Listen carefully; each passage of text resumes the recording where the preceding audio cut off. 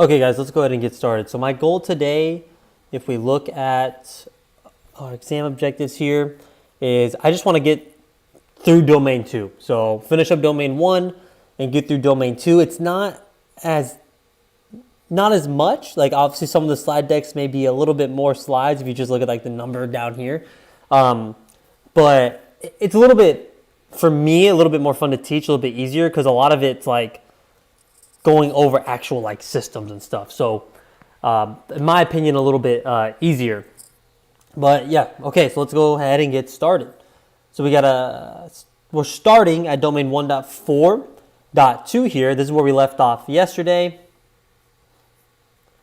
Let's go ahead and begin.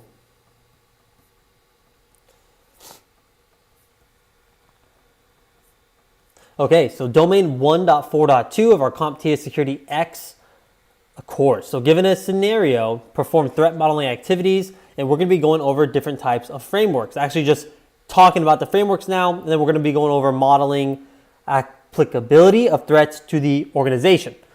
Pretty much with an existing system in place, what framework, what controls work best for that. So that's what we're going to cover in this PowerPoint here.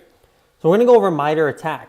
So the MITRE, it's a framework, and we call it the attack matrix. The MITRE framework, sometimes I'll call it, goes over the TTPs of well-known advanced persistent threat teams or actors. Remember, APT stands for advanced persistent threat. These are typically nation-state actors that are well-resourced and have a lot of time and work on behalf of a nation-state, or they say they're not working on behalf of a nation-state, but more than likely they probably are. There's a lot of APT teams that come out of Russia that the Russian government doesn't explicitly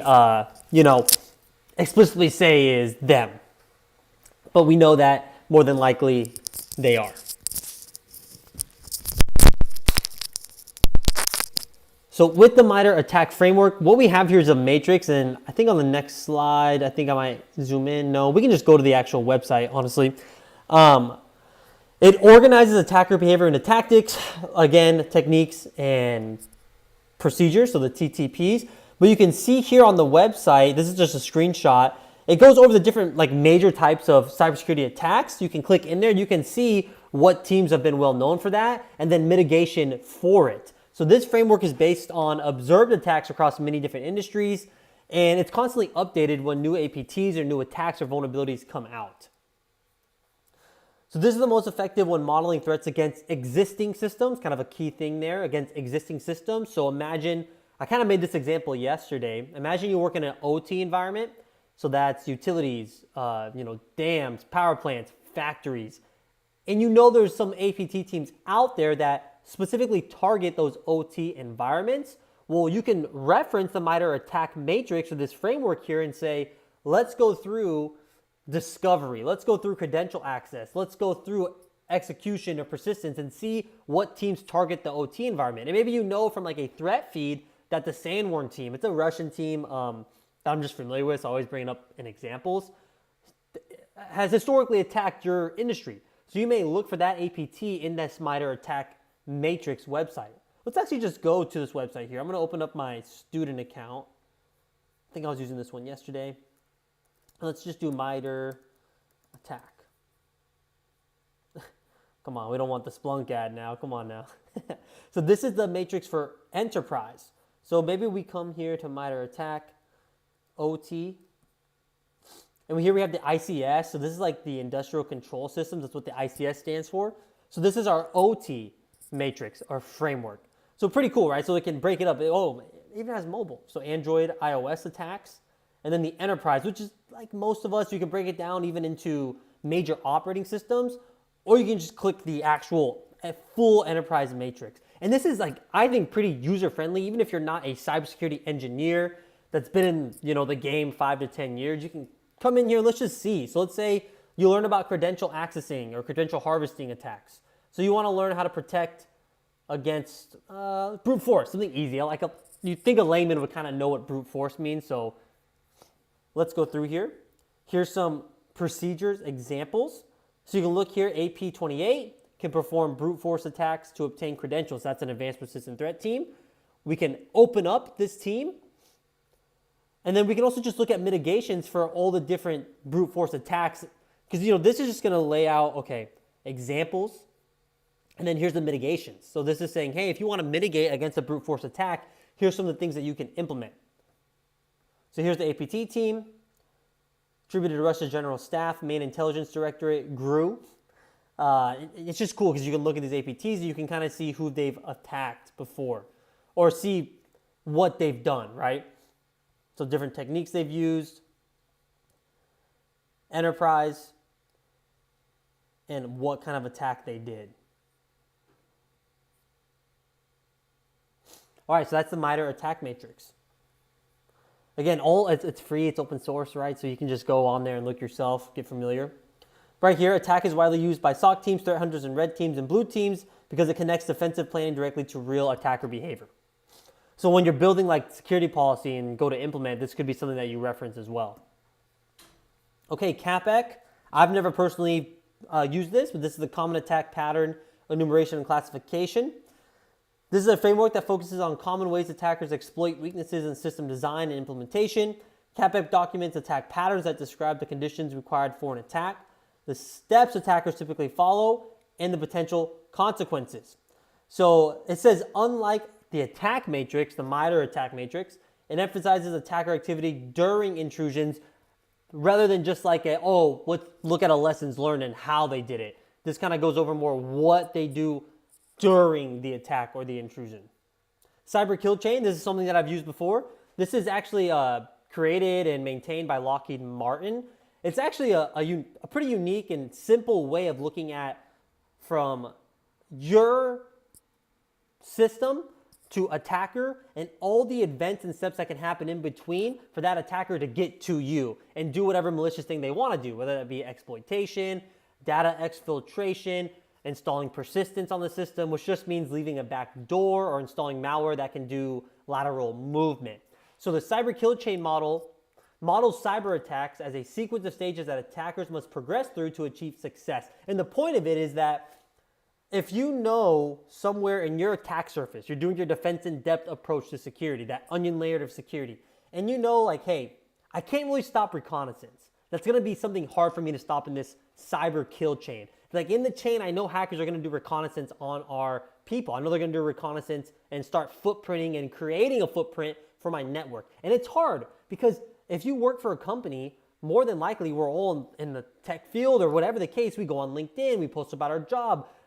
Our LinkedIns and our profiles relate to our skills. So if I'm a Cisco network automation engineer, more than likely, if I'm working for this company, they got some sort of maybe Red Hat Linux, Ubuntu Linux operating system in there where you deploy your Ansible services or your Python scripts, or you have some sort of IPAM, IP address management system, because I talk about it on LinkedIn. It's easy to do that reconnaissance.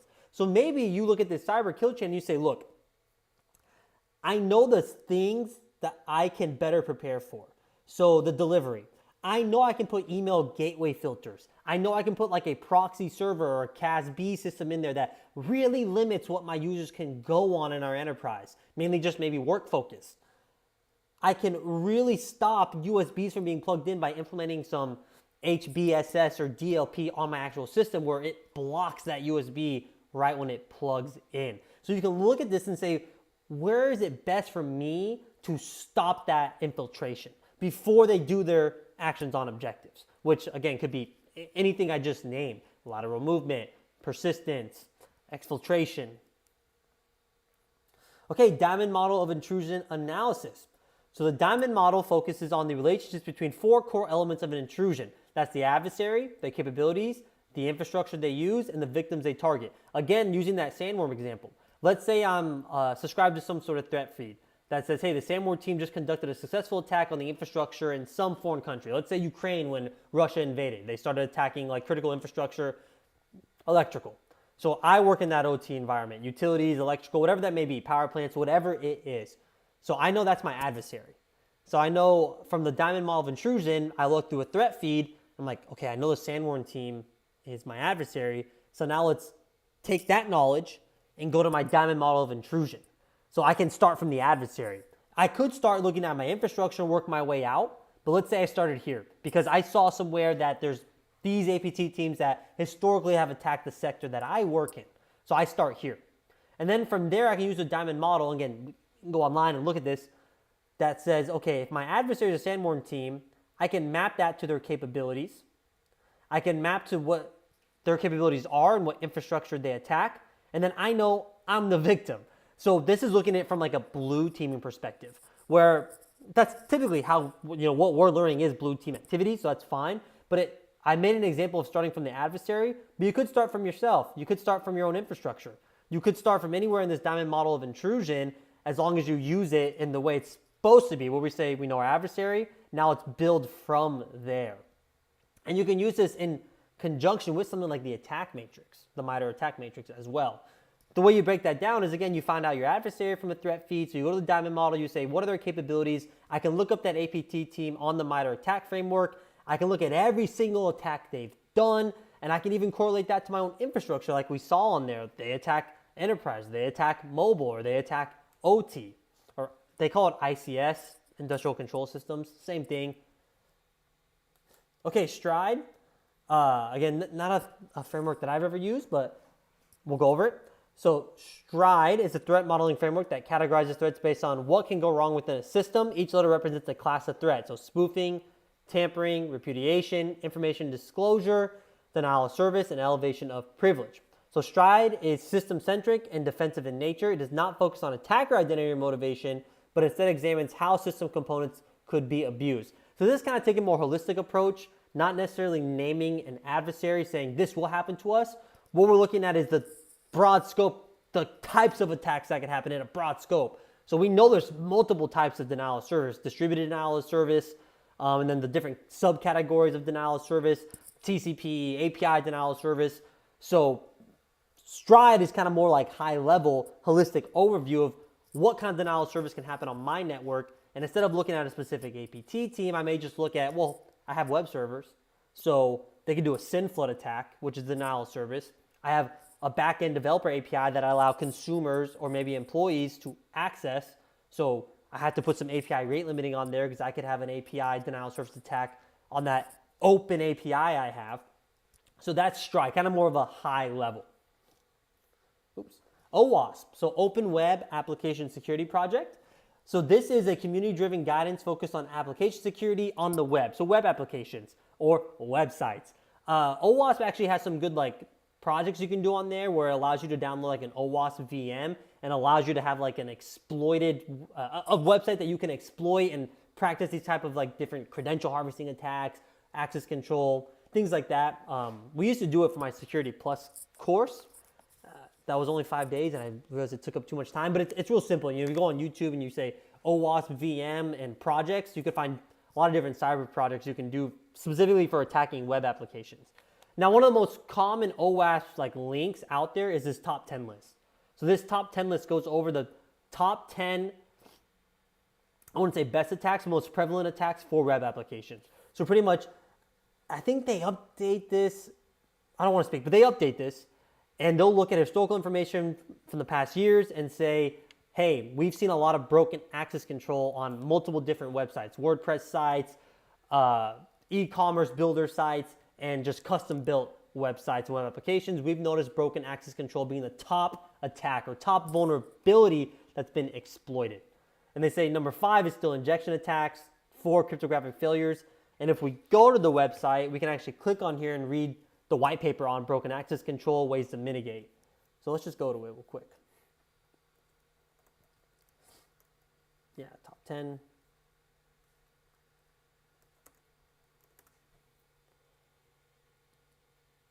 Yeah, see, I don't know, was the last one 2017? So I don't know how, they may update every year. We can check that out too.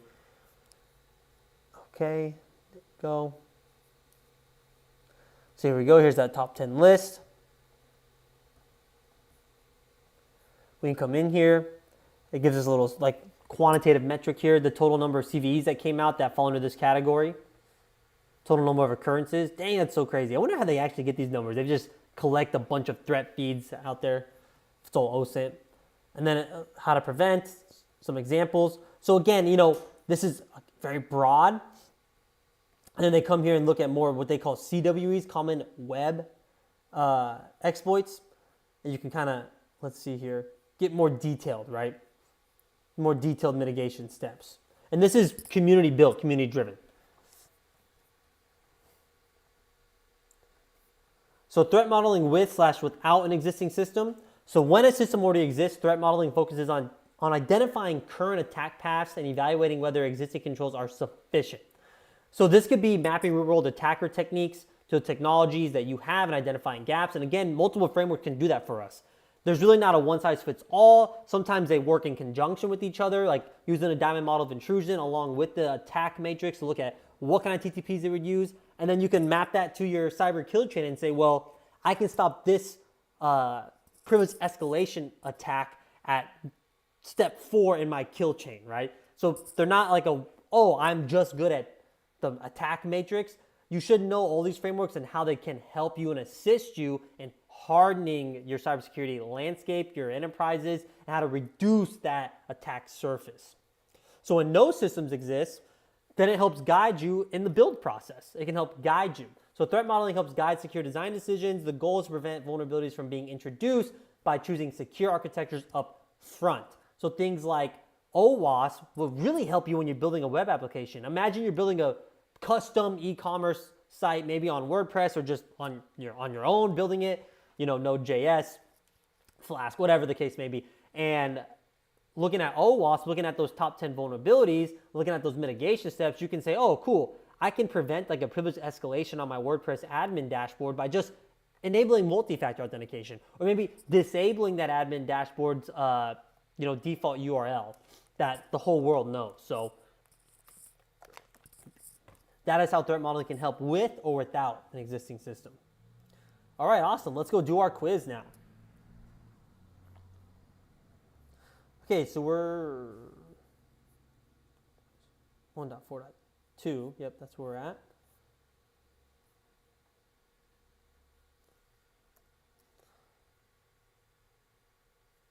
Okay, let me just bring up on the side here.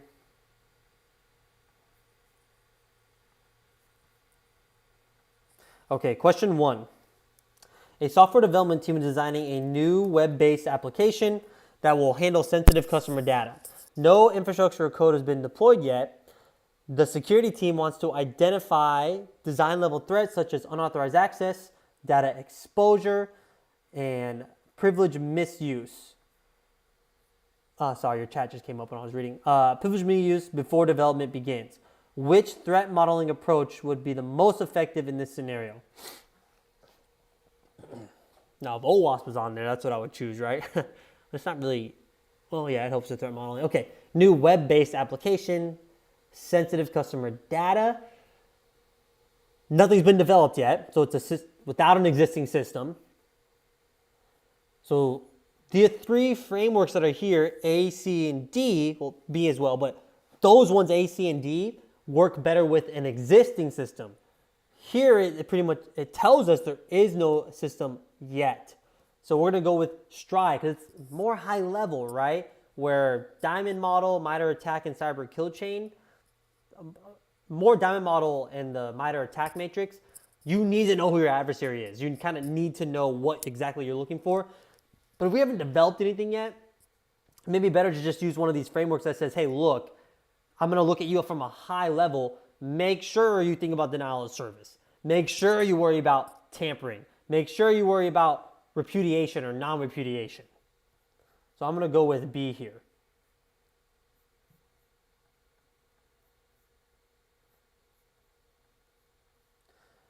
Okay, question 2.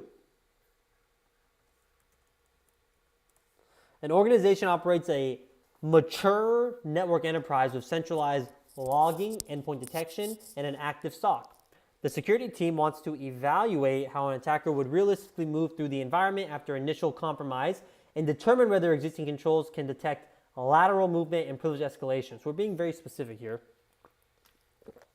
Which threat modeling framework would be the most appropriate for this analysis? I'm going to go with C.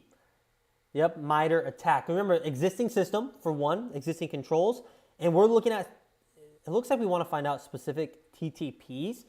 We want to look at stopping lateral movement and privilege escalation. So I think the attack matrix is going to work best here for just looking at all the different ways an attacker could attack using those methods. So we're going to go with the MITRE attack framework. All right, question 3. So an organization wants to improve its ability to stop attacks early by identifying multiple points where an intrusion could be disrupted. The security team is less concerned with who the attacker is and more focused on breaking the attack process at various stages. Yeah, this is kill chain and all over it. From delivery to command and control. Which threat modeling framework best supports this objective? We're going to go with D, right? Cyber kill chain. Keyword disrupted. On the real exam, who knows, it'll give you some softballs like that one. But understanding what the cyber kill chain is and how we break a link in there to stop the actions on objective, to stop us from being exploited, that fits this question perfect. So we're going to go with D, cyber kill chain. Hell yeah, we got 100%. Let's go, guys. Okay, awesome. Let's go ahead and finish up domain 1.4 now.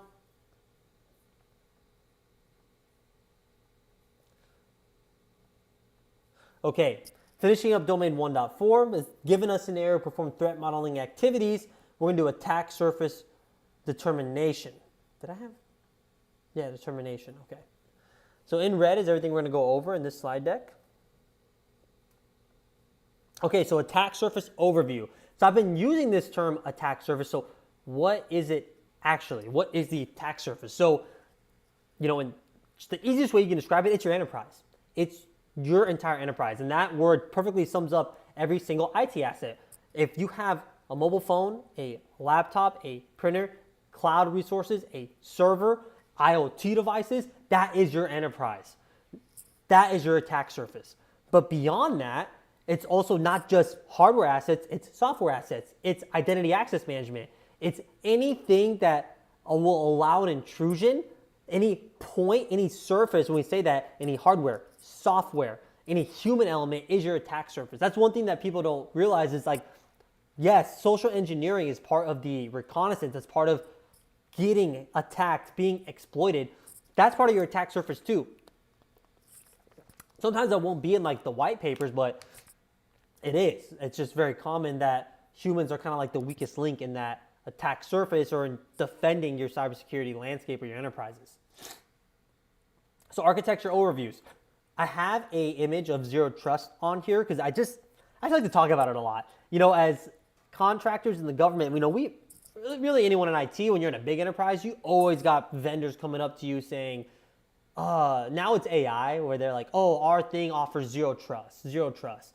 And when you talk about architectures, a lot of times we get sucked into, oh, I'm in a Cisco architecture. I'm in this vendor architecture. And that may be true. That is true. But from a cybersecurity engineer's perspective, you know, we shouldn't look at things like that. We should look at things like that is a router. Okay, cool. Now that's a router. I know what it should be doing. I know what that firewall should be doing. Now I can look into the vendor to look at specific exploits when I get into the nitty gritty. Like, oh yeah, this Fortinet firewall has historically had more vulnerabilities than this Palo Alto firewall. So that matters. When it comes to a big architecture, we need to have an understanding of where our perimeters are.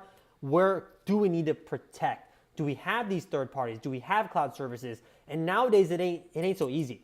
It ain't as easy as it was before. We have this nice little moat around our enterprise that said, cool, when I come into work and I sit on my laptop and I log in, that's an Active Directory server. When I print, that's a print server that's local. And all that traffic from the outside, from my ISP, sits behind a firewall. That's my inside network. And it was easy. But now we have remote workers. We have resources in the cloud where that architecture diagram understanding is even more important. Because a threat modeling perspective, we can look at every framework in the world. But if I don't understand how I have infrastructure as a service, platform as a service, software as a service in a multi-cloud environment, loads of remote workers that you have to protect from endpoint all the way to the internet. So I'm worried about MDM, VPNs now, to onboarding, offboarding activities to all those users, to contextual awareness of users that may be traveling internationally. We need to understand that architecture. What APIs, what third-party integrations, what kind of segmentation are we doing?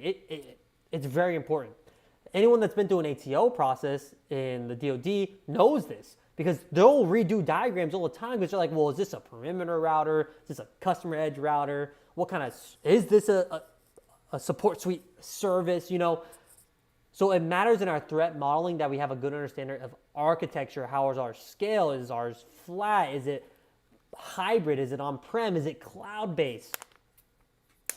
And I just put the zero trust photo in there because I've read this SP, going over zero trust framework architecture, like twice. It's so boring. I don't recommend it, but it's just a great way to look at cybersecurity because a lot of these things in here defines how we protect architectures, no matter where I'm at. Whether I'm in a Cisco shop that runs Microsoft or I'm in a Linux server, a lot of times these same architecture security foundations apply everywhere, to every vendor.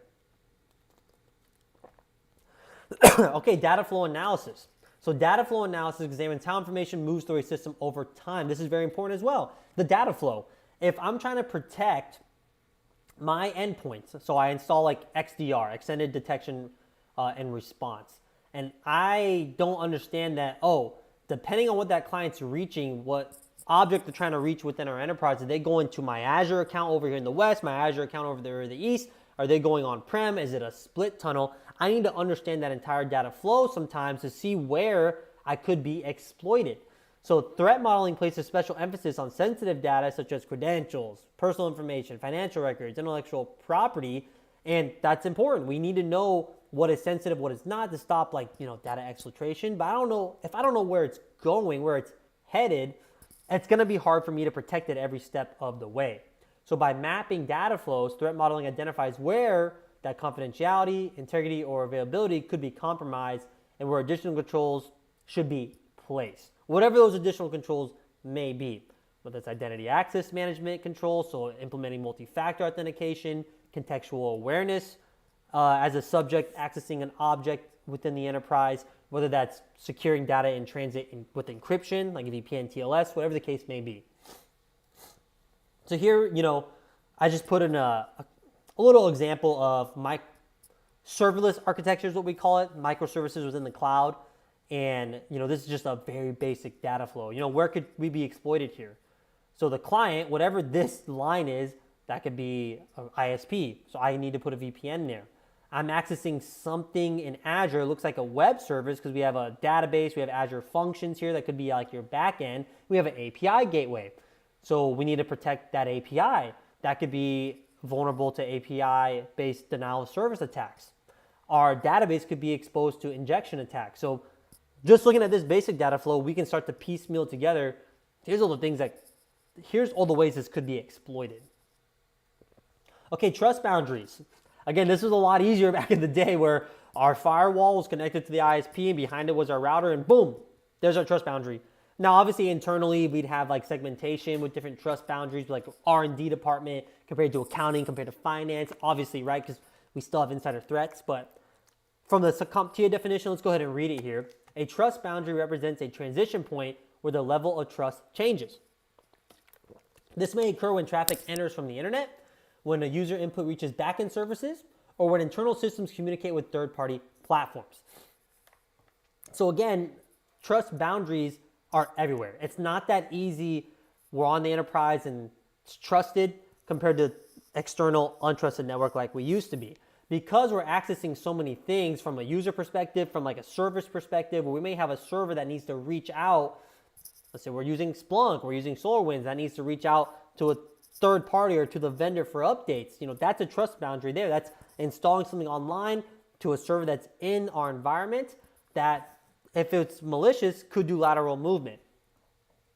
We could have third-party libraries in our code when we deploy web application. That could be a trust boundary. So threat modeling treats trust boundaries as inherently dangerous. Anytime we're transitioning between what we would consider trusted to untrusted, or not even, we use these terms, trusted, untrusted. Obviously, our internal network, we say it's trusted. Things can happen in there too. But when there's these transition points, we want to treat them as inherently dangerous and harden those transition points. Okay, code reviews. So there's multiple different ways we can do code review. We have static analysis, interactive analysis, dynamic analysis, but at a base level, code review is just junior engineer goes to the senior engineer and says, look this over, is this gonna work? And how we integrate this into cyber is we just bring the cyber engineer into the code review and say, where do you see easy wins here? Where do you see something that could be where we need input validation to stop injection attacks. Where do you see anything in here that maybe exposes data that we don't want to, so like bad data exposure? It's called error handling, where we get a 404 error on a website and all of a sudden it's telling that user on their web browser, oh, this is an Apache Linux server version 3.8.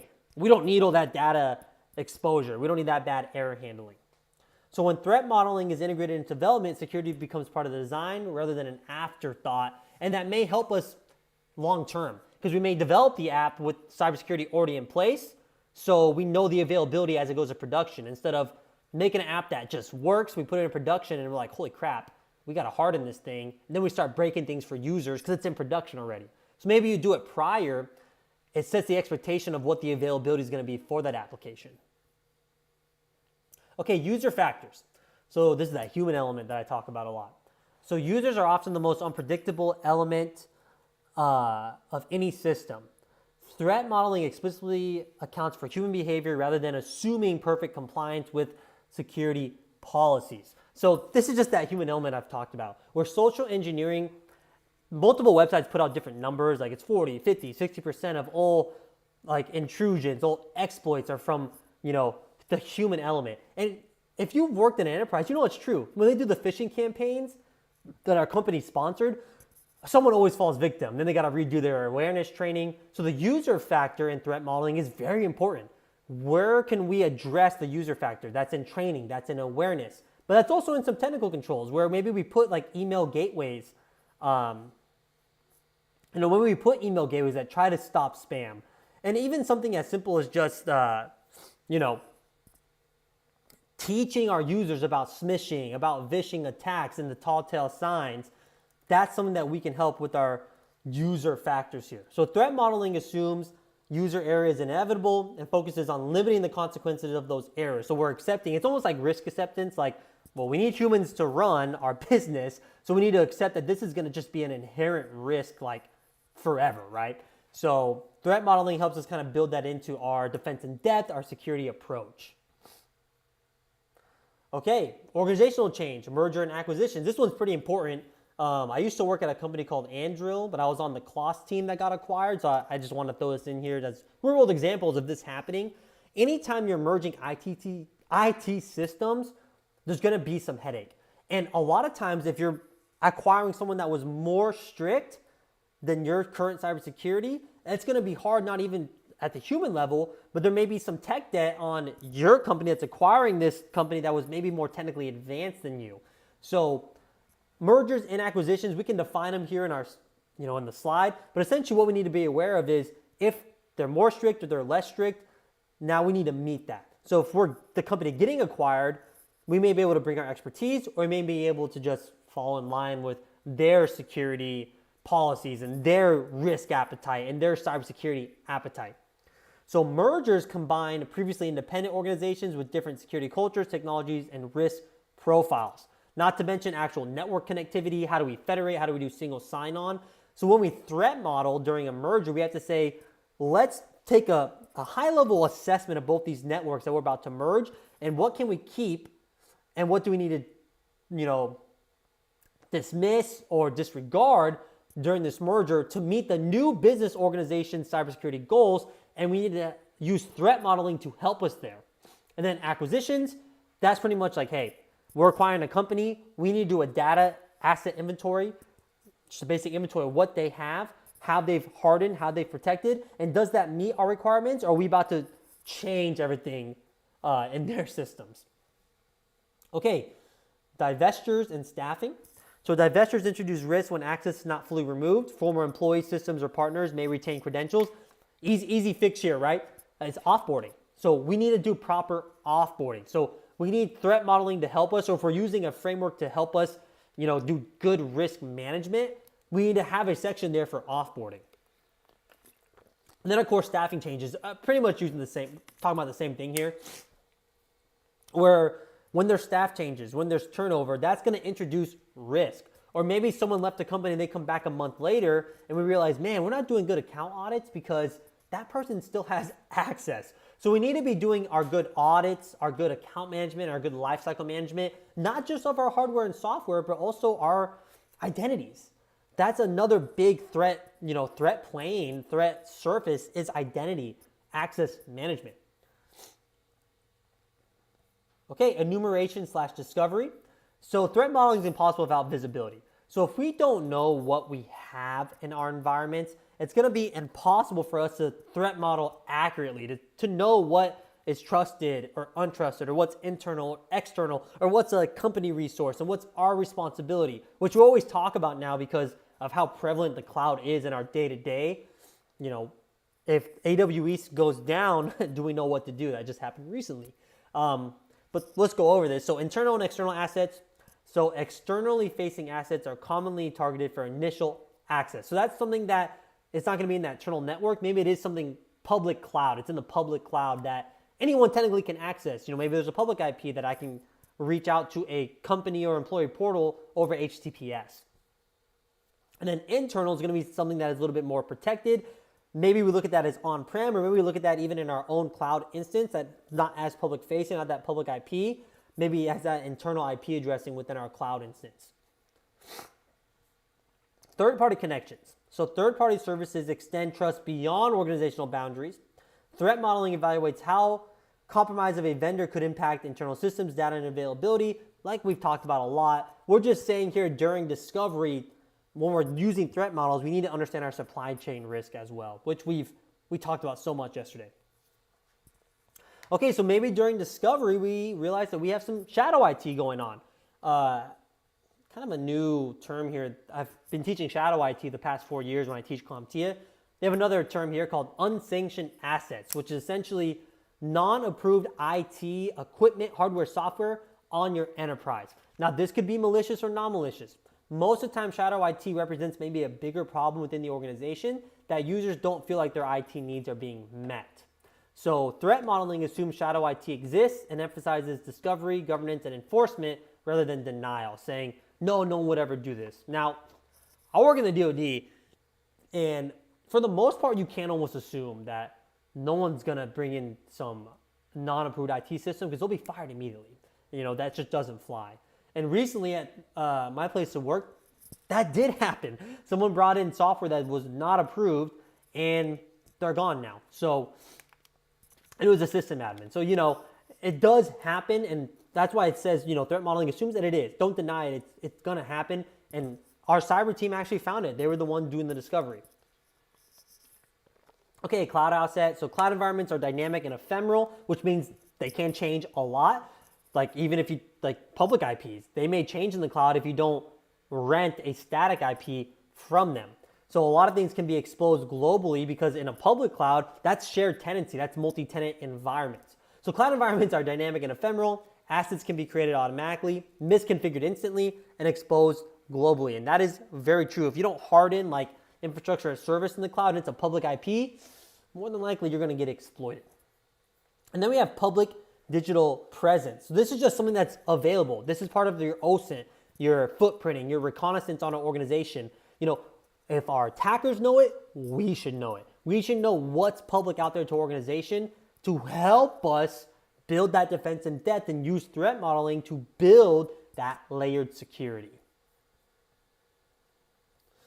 Okay, threat modeling methods, abuse, anti-patterns, attack trees. Let's go over them. So abuse cases describe how legitimate functionality can be misused.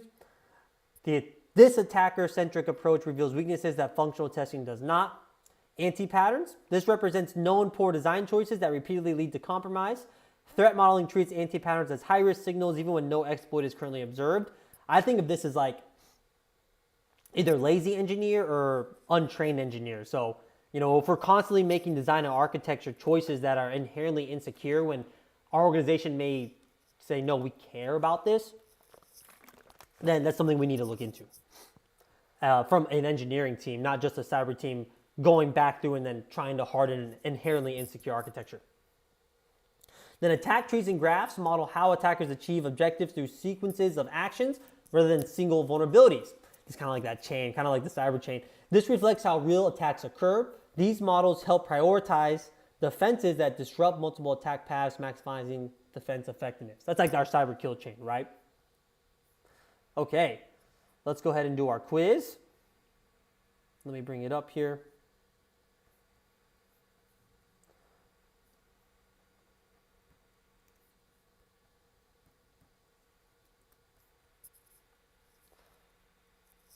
All right, let me bring up my other website.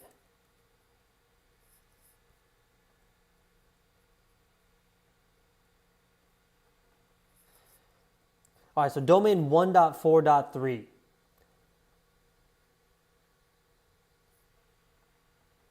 Question 1. Let me bring up your guys' Zoom chat. Hold on. All right, I like to see what you guys are answering. You guys are pretty good at these ones. Okay, question 1. A developer argues that user input received from an internal application does not need validation because the source is quote unquote trusted. From a threat modeling perspective, why is this assumption dangerous? I like that it says from a threat modeling. In zero trust architecture is the same thing where it says always assume breach, and never trust, always verify. And now that's just transitioned into solid cybersecurity fundamentals. So a developer argues that user input received from an internal application does not need validation because the source is trusted. So let's look at our answers here. Internal systems are more likely to contain coding vulnerabilities. That's not true. Any coding, it's the same level all around, whether it's coding for an external app, internal app, doesn't matter. They all can introduce vulnerabilities. B, trust boundaries still exist even between internal systems. Yes, we talked about that, where even if it's my user connecting to a domain controller, that still is a trust boundary, leaving my computer object accessing a enterprise subject. So other way around, sorry, my computer is as the subject accessing an enterprise object. That's a trust boundary. Nothing about input validation. Internal attackers are more common than external attackers. There's probably some metric out there whether or not that's true. I think this would be internal attackers are more successful than external attackers, so I'm not going to go with D. Let's go with B here. Yeah, I think you guys are right, Jeremy and Masood. So yeah, B, trust boundaries still exist even between internal systems.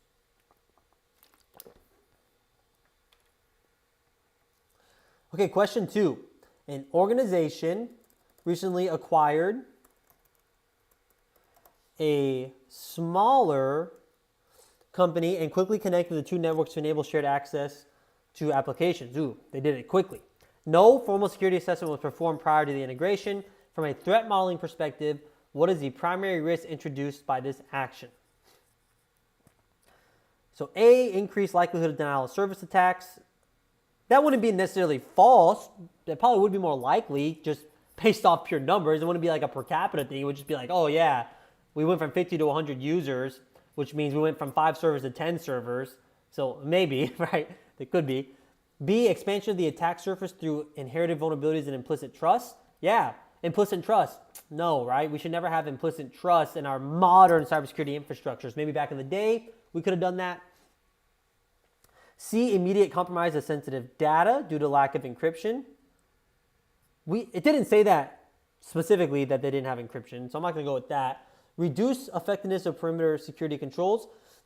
I would say that would happen as well, but if we're looking at like from a threat modeling perspective, I'm going to say the attack surface expands, right? It kind of B answers A and D, right? It's like, well, both those are saying more attack surface, and true.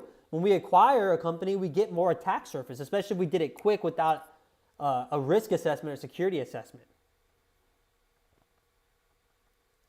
Okay, question 3. A security team maps how customer credentials move from a web application to backend services, then to a database. So kind of that monolithic web architecture is what we call that. Which threat modeling activity is the team primarily performing? So we're looking at pretty much the flow of something. In the military, we call that signal flow. But here, I think we're going to call that data flow analysis. So we're looking at how a user or data goes from the front end, back end to database. That's data flow analysis. So I'm going to pick C. All right, let's go. We got another 100%, guys. Cool. Let me go ahead, take a 10-minute break. I'll put 10-minute timer up on the screen. And then we'll come back. We'll finish up domain 1 and get into domain 2.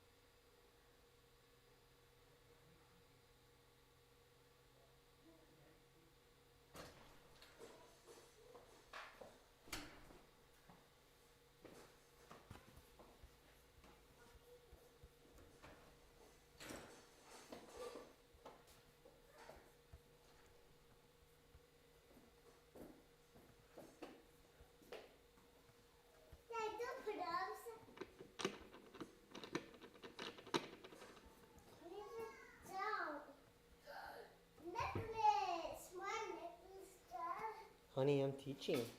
You're not teaching. Yes, I am. No. I'm teaching, honey. No. I'm a cat teacher. Not every teaching. See?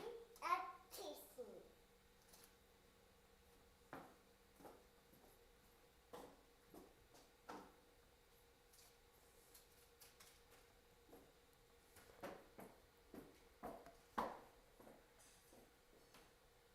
Okay, let's go ahead and get started again, guys. Let me get rid of this text on the screen. Okay, there we go. Alrighty, so now finishing up domain 1, we're going to be going over domain 1.5. That is summarize the information security challenges associated with artificial intelligence adaptation. So obviously a big one in today's environment is AI. I mean, even if you don't enable a large learning model on your SIEM or your next generation firewalls to do user behavior analysis, it's everywhere. Well, I mean, I use it to troubleshoot even in my day job, AI. But here we're going to talk about legal and privacy, threats to the model, and AI-enabled attacks. When we say threats to the model, we're talking about the AI model, right? So let's go ahead and go over it.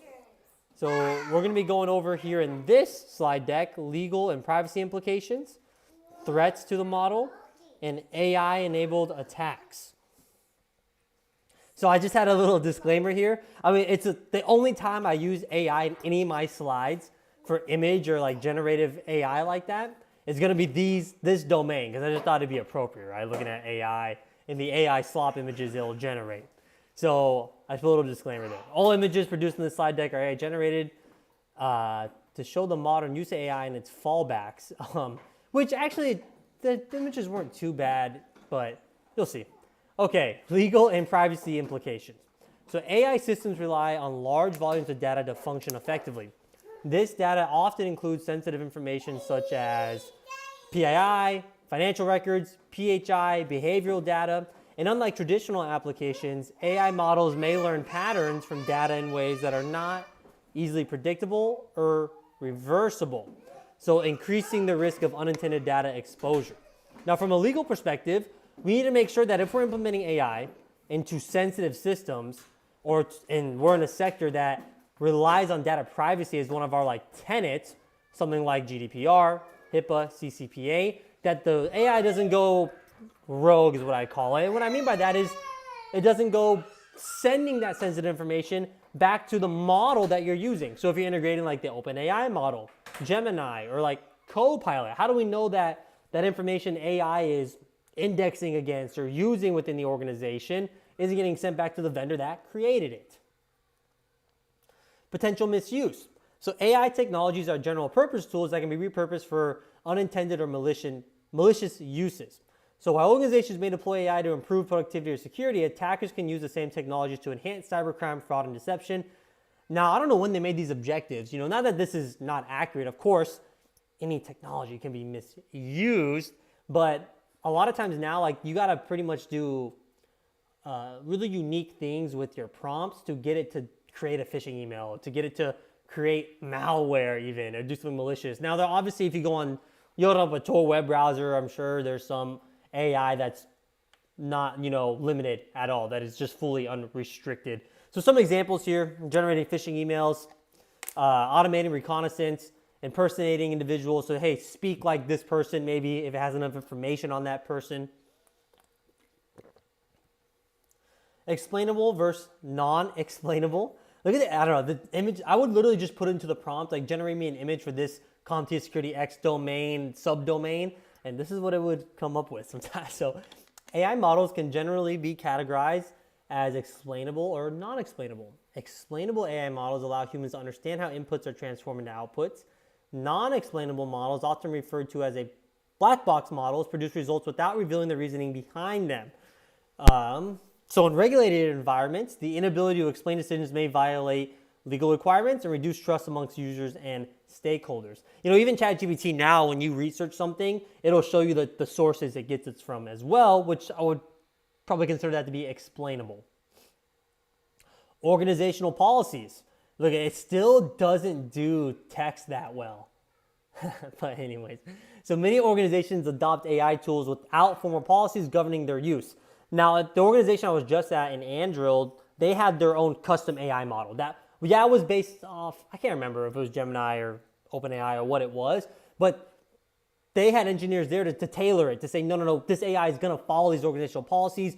We don't want you indexing and collecting data on like maybe sensitive projects we have and then exposing that to the rest of the organization that wouldn't have the need to know. So if you didn't do that and then you let AI go everywhere in your organization, potential, misuse, it's like almost like error handling. It's like, well, I didn't have a need to know or access to this special program, but since AI is deployed everywhere, I asked it a question and it gave me the answer. It did what it was supposed to do, but we probably didn't want that to happen, right? So we want to build some organizational policies as well there that define acceptable use of the AI model. Okay, threats to the model. So prompt injection, insecure output handling. So this is actually when we attack the large learning model, the AI learning model. So prompt injection attacks. So prompt injection occurs when an attacker crafts input designed to manipulate an AI's model's behavior and thus giving you some sort of sensitive information or data or producing something that goes against maybe it's like term of service or use. Insecure output handling. So AI generated outputs and just to let you guys know, this one actually is the only non-AI generated photo. I was just like, I didn't want it. I was starting to get annoyed when I was making those AI photos of just how, I just didn't like them. But then I went back. I just thought this one was good. I found it on Google Images. I'm like, oh, this is perfect. So anyways, moving back to the slide. So insecure output handling. AI generated outputs are often consumed by other systems, displayed to users, or used to make automated decisions. If outputs are not validated or sanitized, attackers can exploit them to inject malicious commands, scripts, or data. Okay, training data poisoning, model denial of service, and supply chain vulnerabilities in AI. So let's go over training data poisoning. So this is something that actually really isn't new. Now, obviously, as we integrate AI into our systems more, doing our, implementing those LLMs into everything so we can have a good marketing board, this becomes more important. This has been a thing since chatbots have been a thing, where you could deploy a chatbot. We could call that the early stages of AI, and you would need to train it. So organizations would use their human workers to train that chatbot to do some of the roles that the human, the customer service reps would be doing. And if you trained it improperly, that chatbot could respond to you in a mean way, could cuss at you to give bad information, because it was up to you to train it. Same concept. It's the same exact concept. However that large learning model is learning, whatever it's learning against, whatever information it's digesting, if it's wrong information, it's going to give you bad output. Okay, model denial of service. AI models often require significant computational resources to process requests. Attackers can exploit this by overwhelming models with excessive or resource-intensive inputs, causing outages. Now, obviously, I think things like ChatGPT, it probably recognizes if you're trying to do this, just prompt, prompt, prompt. You have 80 tabs over and prompt, prompt, prompt. But they're taking up all of our water and all of the energy in America, OpenAI and NVIDIA, so probably don't have a problem there. This probably more relates to if you have a locally hosted AI model. Like you can host AI models on a clustered Raspberry Pi, like 4 Raspberry Pis clustered together. You could host an AI model. And maybe in those type of environments where it's air-gapped offline, the resources are there on-prem, maybe you could overwhelm that system. Supply chain vulnerabilities in AI. So AI systems frequently rely on third-party components such as pre-trained models, open source libraries, cloud platforms, and external APIs. All those things is that, if I protect APIs and libraries in my code, I probably need that same protection if my AI large learning model is doing that as well. That's all that is. Okay, model theft and model inversion. So model theft. Model theft occurs when attackers attempt to steal or replicate proprietary AI models. Model inversion attacks. So model inversion attacks attempt to extract sensitive information about a model's training data by analyzing its outputs. Insecure plugin or deep fakes. I don't even want to talk about this on the, I'm recording these sessions just so you guys know on the Zoom call, but we see a problem with this on Twitter right now with Grok going crazy, producing deep fakes that are inappropriate, right? So this is something that is happening real time. And obviously we're an enterprise, we're talking about getting the SecurityX certification to go support our enterprises. So we're not really worried about a rogue AI like Grok on Twitter being manned by Elon Musk. But it's very important because what can deepfakes and impersonation do from the cybersecurity perspective? Social engineering. It can help you better social engineer. I mean, Sora's fooling all of our parents and our grandparents already, you know? So it's something that is very sensitive because obviously it can be used maliciously. It can be used, these deepfakes, to do social engineering attacks. I kind of skipped this first bullet here. Sorry, I just went off tangent because it's very prevalent in today's day and age. Insecure plugin integration design. So AI systems that interact with plugins, scripts, or automation tools may execute actions based on AI-generated decisions that may be poor decisions. AI-generated digital media and interactivity. So AI-generated content can be interactive and adaptive, allowing attackers to personalize scams and respond dynamically to victims. Kind of what I just talked about, that this enhances social engineers' techniques. So it's kind of really up to those AI models to stop it. But again, you can deploy your own. You know, and I'm probably going to make a YouTube video about it, deploying your own AI models in-house, you know, having it on-prem, and it may reach out to a model to, you know, get updates, whatever the case may be, but you technically don't really need it to. You can just keep training it internally and feeding it what you want. Obviously a process, but AI pipeline, social engineering, automated exploits. So AI pipeline injections. AI systems rely on pipelines that include data collection, pre-processing, training, deployment, and inference. Attackers may inject malicious components at any stage, compromising the integrity of the entire AI system, securing only the deployed model is insufficient. AI enhanced social engineering.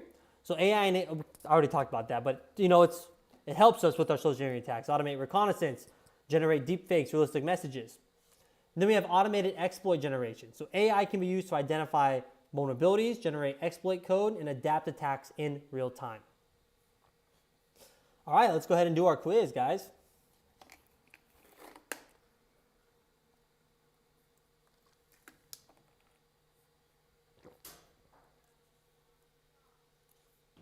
Okay, so we're going to go over the domain 1.5.1 quiz.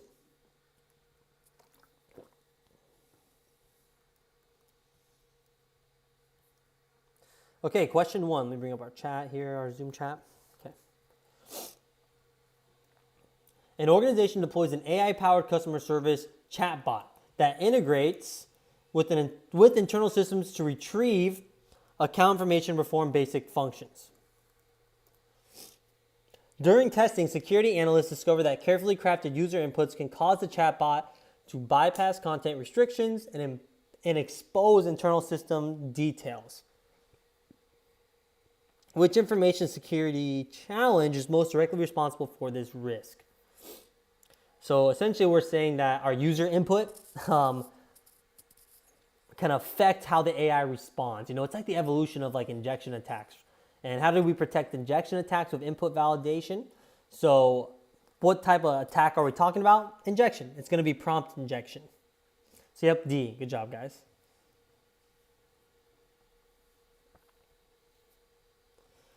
Question 2.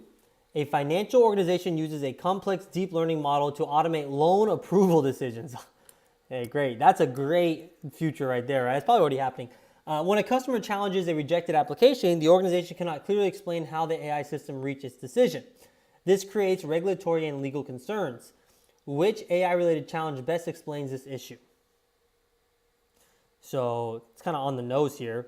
They can't explain its decision. So that's going to be explainable versus non-explainable models. Yep, good job, guys. Yeah, B.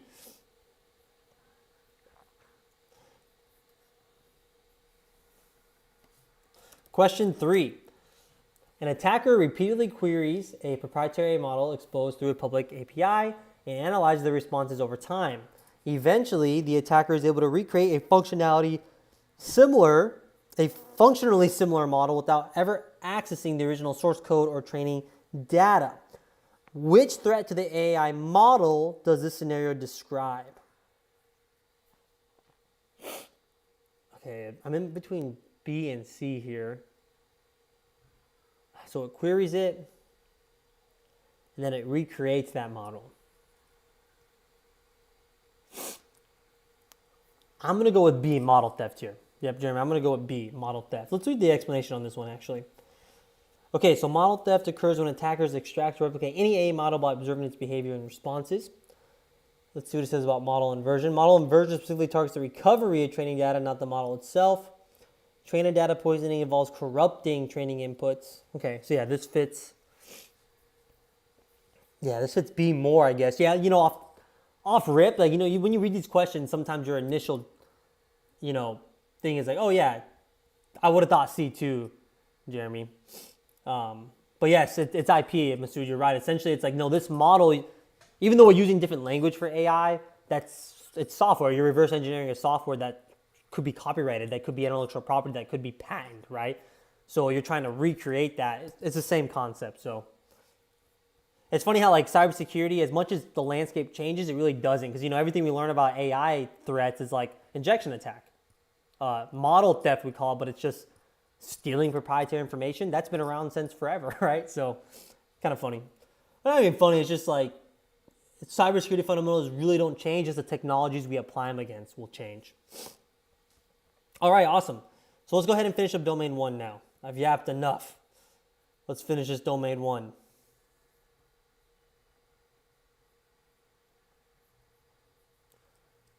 All right. Where's my screen at? Okay, cool.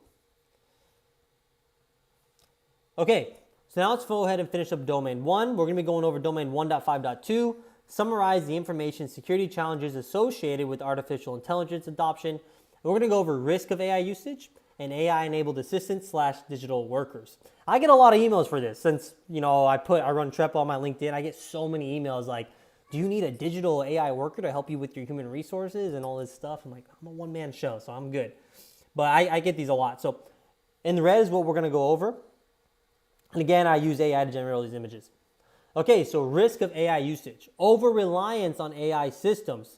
I bet there's going to be a few engineers in our lifetime, guys, that we're going to find out they use AI a little bit too much, They can't configure simple stuff. They need to ask AI. So over-reliance occurs when users place excessive trust in AI-generated outputs without adequate validation or human oversight. This is, again, it's so real world because it's happening right before our eyes, with this AI bubble and stuff. These AI training models, they learn based off human input. So, reading this article about AI is that it's generating so much images, it's generating so much content that obviously there's going to be a point in our future where the AI is learning off previous AI generated content. If that wasn't valid, it's just going to create this, domino effect of eventually the AI reasoning is just going to be completely inaccurate.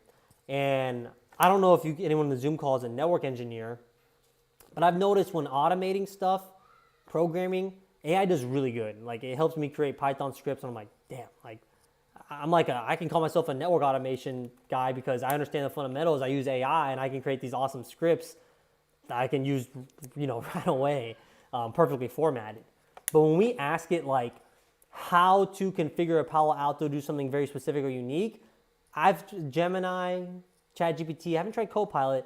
It's not always accurate. Like it does not give me the right information sometimes. And sometimes for Cisco networking, like when I ask it NXOS, like Nexus questions or IOS XE, if it's anything outside the realm of just simple configuration, it doesn't do a good job. Sometimes it even gets subnetting wrong. So a lot of times, at least in the specific field I'm in network engineering, there's definitely a lot of human validation to what it's saying. Okay, risk of AI usage, sensitive information disclosure. Great example of this.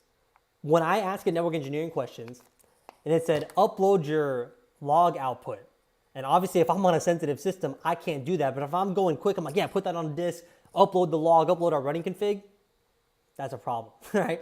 Obviously, that's another human error, really. You can't blame AI on that. But again, it could take that information. Now, it's stored somewhere in that model.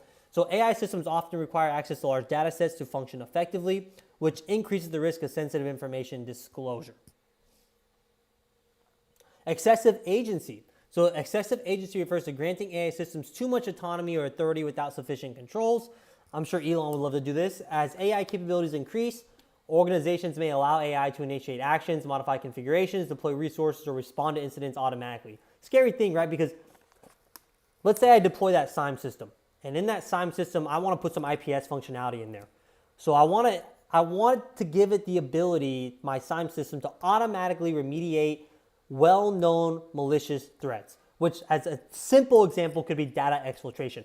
There's well-known ports, there's well-known types of exfiltration, DNS over HTTPS, that maybe we can do some deep packet inspection, decryption, encryption to discover that. And maybe we don't want or need that human intervention to go and block that.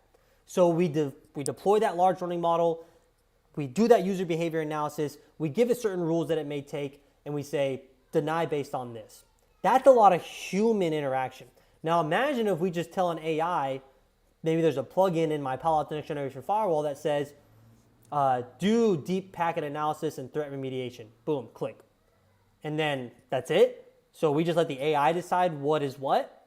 That's a scary future from a cybersecurity perspective because again, remember, a part of our roles as cybersecurity is not just to harden and secure networks, it's to make sure availability is also there.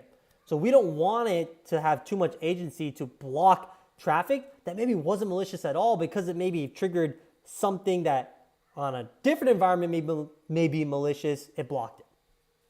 And this has, again, been a problem, not even just through the lens of like AI. Like AI didn't cause this, automatic remediation being a problem because it could prevent potentially non-malicious traffic it thought was malicious. It's been a thing, but obviously with AI now, we start to trust it more, and we still want that workflow and approval process and that human element in there. Okay, AI-enabled assistance. So access and permissions and guardrails. So AI assistants often require access to systems, databases, APIs, and internal tools to function. If access controls are poorly designed, AI systems may receive permissions beyond their intended scope. It's just another form of privilege escalation within an AI model that we have to remediate. It's stuff like least privilege and RBAC still applies even if it's an AI assistant or employee. Guardrails. So these are technical and policy-based controls that limit what AI systems can access, generate, or act upon. This is what, this is again permission control, but new term, guardrails. Without guardrails, AI systems may produce insecure, misleading, or non-compliant outputs. And then just data loss. Nothing's changed with data loss. We don't need our data, sensitive data being exfiltrated, and the same applies for AI. So AI introduces new data flows that can bypass existing controls sometimes. We may copy sensitive data into our AI model, and again, who knows where that goes. So we still want to have data loss prevention on our mind and stop that, even if we're talking to our friend ChatGPT. And then disclosure of AI usage is an important security, governance, and ethical consideration. Users and customers may not realize when AI is involved in processing their data or generating responses. So failure to disclose AI usage can result in loss of trust, some regulatory violations, and misunderstanding of AI-generated content. So essentially, I think the new MacBooks, they're coming AI-enabled. And I think they just have ChatGPT built into the computer. So who knows, I didn't read my terms of service. But what if ChatGPT is just running on the background the whole time I'm on my MacBook collecting data to feed its learning model? I don't know. It could be. Why not? We've agreed to other things that do that, like with marketing. So we have to be aware of that in our enterprises. Okay, let's go ahead and do our quiz. Not on this.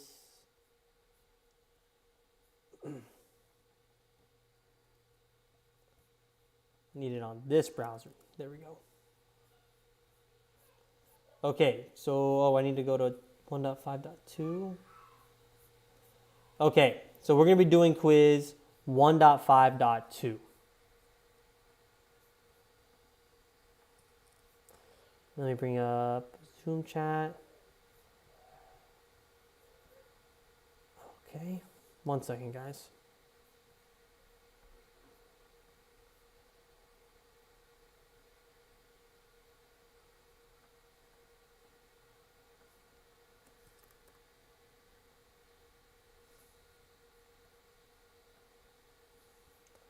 My web browser over here on the other side just crashed. It made me re-log into my website here. So give me 1 second.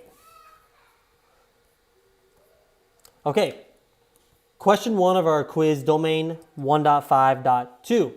An organization allows an AI-powered digital worker to automatically modify firewall rules and deploy infrastructure changes without requiring human approval. That would be the day when an AI bot doesn't have to do a change management board. And I do.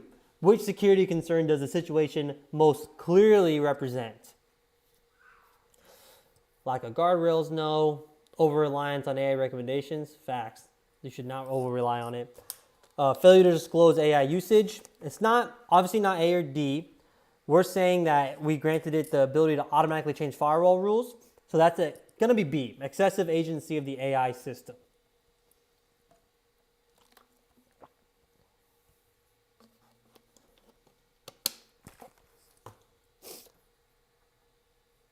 Question 2.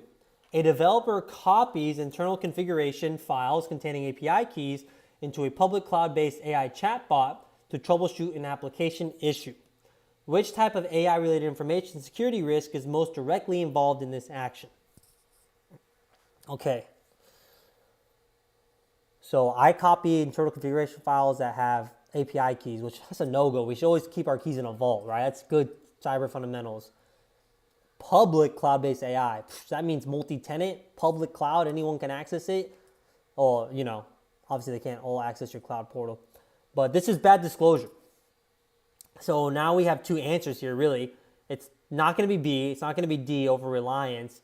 It's going to either be A, disclosure of sensitive information from the model, or C, disclosure of sensitive information to the model. Now here it says a developer copied and put something into the AI model. So I'm going to go with C here.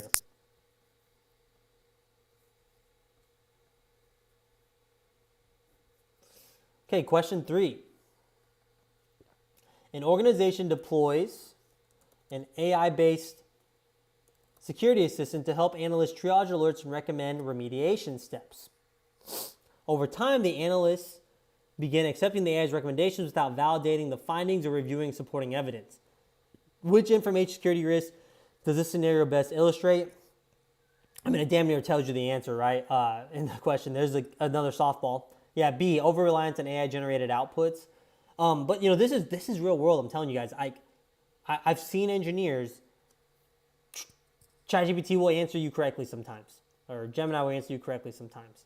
So you just follow it blindly and it leads you down a rabbit hole. It's like, whoa, that's not even where we should have started troubleshooting. We're experiencing this in my day job with Palo Alto firewalls. You know, it's not as good at configuring Palo Altos as it would be like Cisco iOS XE.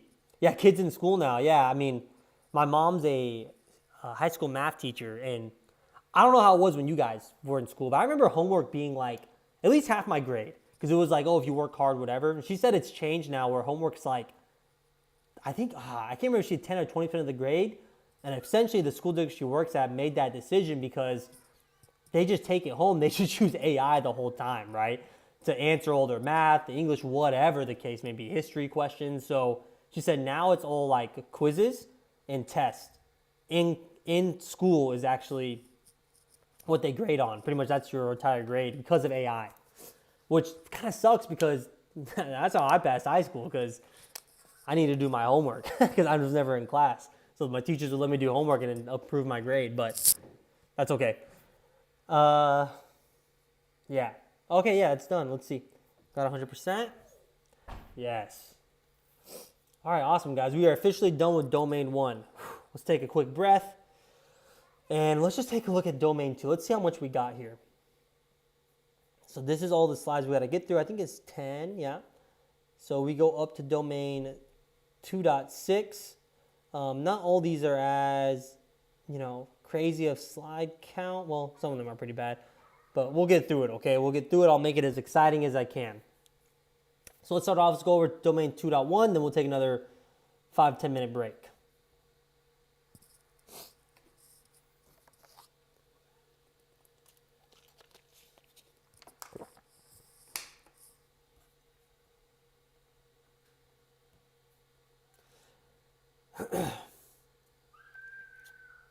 Actually, guys, let's do this. I like to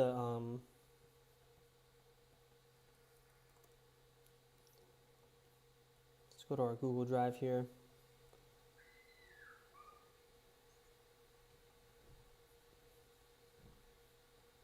I don't know why I need to re-upload those. Oh, I said I would do that last night, so my bad, guys. I don't know why it's looking like that. I want to open up our exam objectives here.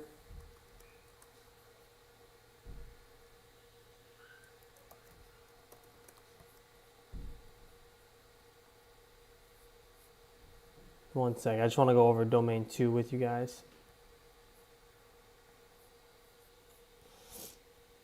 Okay, so domain 2 is going to be 27% of our examination. That's what it says here. So the second biggest domain as far as like for your exam, what's going to count. So we have 6 subdomains here. So this one is security architecture. I do like this one a little bit more because we get into more like technology-based stuff, at least in the first subdomain.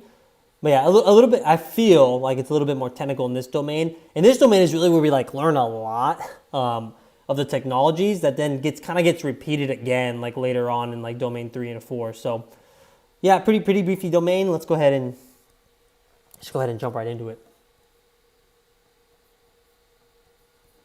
The one thing I'll probably skip, and I'll just be honest with you guys in class right now, today is going to be PKI.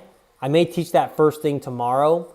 The reason is over the years, like 3 to 4 years, I've realized that PKI is like the number one thing we interact with so much that we know nothing about. And I like to make that the first lesson of a day because I pretty much just whiteboard the whole thing and try to break it down and use real world examples. And I don't like doing that late in class because I like the mind fresh for that. So that's the only thing I'll probably skip today that's part of domain 2. And to be honest, I like to watch and read I like to read the actual PKI white paper before I teach it, and that takes me like about an hour, so I want to read that before class tomorrow. Anyways, let's get into it. Just want to give you a heads up. I'll probably skip that today, and we'll go over it tomorrow. Okay, so domain 2. And this section, we're going to be going over domain 2.1.1, given a scenario, analyze requirements to design resilient systems, components availability, and then design integrity. So here's our exam objectives. Am I like missing some? No, that's what we're going to go over. Maybe this slide's messed up. But yes, here's the exam objectives we're going to be going over in this slide deck. So the first thing we're going to talk about, and again, we're going over component placement and configuration. So there's not really like, I'm going to explain to you everything about a firewall. I'm just going to go over, hey, here's where you'd place it. Here's where you can place it. And then here's how you would configure it at a high level. Firewall is easy. You permit or deny, right? So let's just go ahead and get into it. So a firewall is a security control or appliance that governs how traffic moves between networks. And I like that. That's a good definition because traditionally, we look at traditional firewalls, we had that perimeter, like I've been talking about. That perimeter where, let me bring my pen out, where essentially we had this, right? Where we had a firewall here connected to an ISP, and we called that our untrusted network. And then we had our inside zone compared to our external zone, and that was trusted. In a traditional firewall, we'd have stateful, stateless filtering, and then, we would permit or deny based off layer 3, layer 4 information. In a traditional firewall, layer 3/4. So what is that? We would filter based off source and destination IP, and then we'd filter based off source port or destination port / protocol. And that's as far as it would go. It wouldn't dive deeper into the application level to see my actual data and do like URL filtering or DPI, deep packet inspection. That was it. And you configure this using ACLs, access control lists, which essentially just permitted or denied. And that could be allowed, it could be dropped, like in Linux firewalls, like if you're using UFW, what was IP tables? Like it would be drop or forward, whatever whatever you called it, it'd be permitting and denying traffic inside and outside. Now we've moved on. Now we have something called next generation firewalls. Now this says modern firewalls, and I kind of like that term. I hope we get away from next generation eventually, because every firewall you go buy now, if you go buy a new Palo, you go buy a new, firepower from Cisco, FTD, FMC, right? It's just the firewalls next generation now.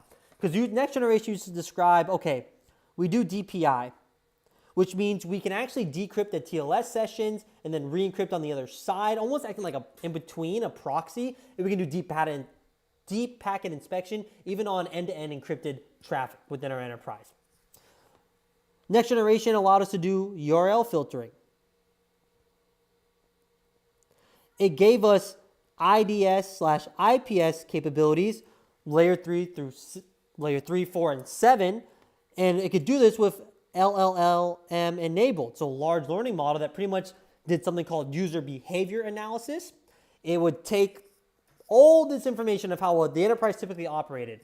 Most of our traffic was 9 to 5. Most of the traffic from users went to this website or to the employee portal from these times. So we build that user baseline. We'd say, okay, our firewall enabling an AI machine learning LLM model created a user baseline. And then if anything deviated from that baseline, we allowed that AI model within our firewall to take action on that, whether it be to alert us or to prevent that deviation of behavior, which could be as simple as all of a sudden we see gigs of data being sent from a computer out to an external IP that we haven't tracked before, we haven't seen at 1 in the morning, indicating data loss prevention. Even though it was over like a regular HTTPS session, maybe we were hiding, right? Because we can hide data association within well-known ports and protocols like DNS and HTTPS. So that's a next generation firewall, which we're starting to just call firewalls. All firewalls do this. Okay. I always say I'm not going to be long-winded, but then I get excited about this stuff. You know, it's exciting. Okay, IPS systems, intrusion prevention. This is not one last thing about firewalls, sorry. I have on there like hardware appliances, but firewalls can be enabled in the cloud as well. And to you, when you're configuring that on your portal, you're using Terraform to configure it, or whatever console you're in, you know, Azure's PowerShell, whatever the case may be. There's also software-enabled firewalls. In the cloud, we call this something else, like we can call it NACLs in Azure. In GCP, I can just show you an example of how we do firewalls in Google Cloud real quick. Man, I teach Azure 104 and I'm literally blanking on what the firewalls are called in Azure. It's gonna piss me off. Okay, you know, we go to our security here. You see there's not really firewall stuff here in our security. This is gonna be in networking, which, why did they like literally change this? I wanted to show you guys this and now I look silly. They literally just changed this Google Cloud thing because I was teaching a week ago and there was networking here. Hold on. Not management. Networking. Okay, I guess I'm just gonna move on because this literally just changed because I had to put firewall rules on like my VMs here. I can show you that from the other way. Where you go to like infrastructure as service, and I got 2 VMs here. And if you look, we have like a virtual private network here, this VPC that I built firewall rules on instead of the default one to pretty much deny telnet traffic from all external IPs. Yeah, NACL and AWS. Yeah, dude, NSG is what it's called in Azure, network security groups and application security groups. And then we have VNets in Azure. We can also apply permit and deny statements. And this is, okay, I'm going to come back to this. It's going to piss me off because there used to be a network section here where I could find my, the firewalls here. Let's just see. Let's go to the home page. Yeah, here we go. Network security now. That's another thing about working like in the fucking portals for these cloud things. They always change them. Like every time I teach AZ 104, I swear the portal puts things in a different place. But here we go, network security. I'm gonna favorite that because I use that a lot. But essentially on my CCNA classes, I have these virtual machines that get public IPs. And it's hard for me to build like a NAT gateway to it because EVE-NG just requires you to get into this via HTTP because they don't put a lot of like development into their cloud-based systems. So when I teach CCNA, I give everyone a public IP at the start of class and they go to it, right? But since it's public IP, I need to harden that like VM, or if I don't, I will get exploited. Someone will get into that VM and they'll start sending network egress traffic. Anyways, so what I have to do here in EVE-NG is if you want to use PuTTY to get to your routers that are being hosted in EVE-NG, it's a network emulation software that's hosted in the cloud, going to this public IP that lives on this server. It's Telnet actually. So it uses Telnet. So obviously that's something we don't want exposed.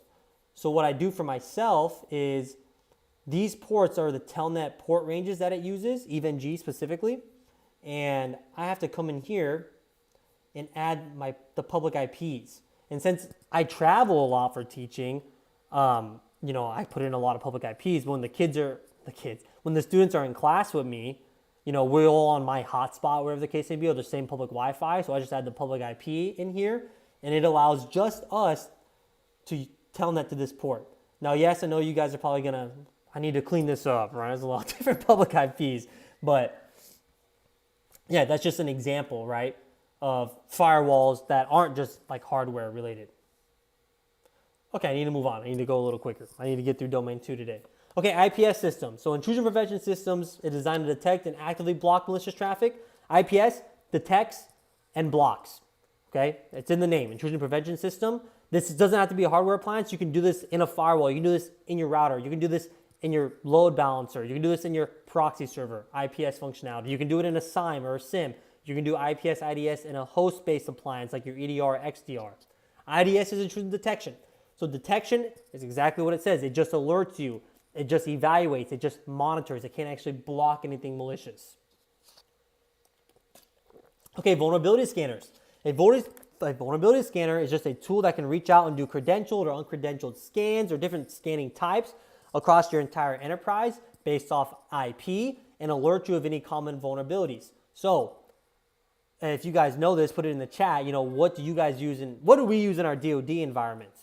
We use Tenable, right? Or what we call ACAS scans. And that ACAS scanner is built off RHEL and then Nessus and then Tenable, which is ACAS. And that's just a front end GUI, right? That allows you to run these Nessus-based scans, which reach out via SSH with credentials to do either an uncredentialed or credentialed scan. And that returns all the potential CVEs of that device. And we have to update those like on a weekly, monthly basis, right? Our scanners. Okay, a VPN. So VPNs. Oh man, I could spend like an hour on VPNs. Okay, I'm gonna keep it short. A VPN at a high level allows users or systems to securely connect over an untrusted network.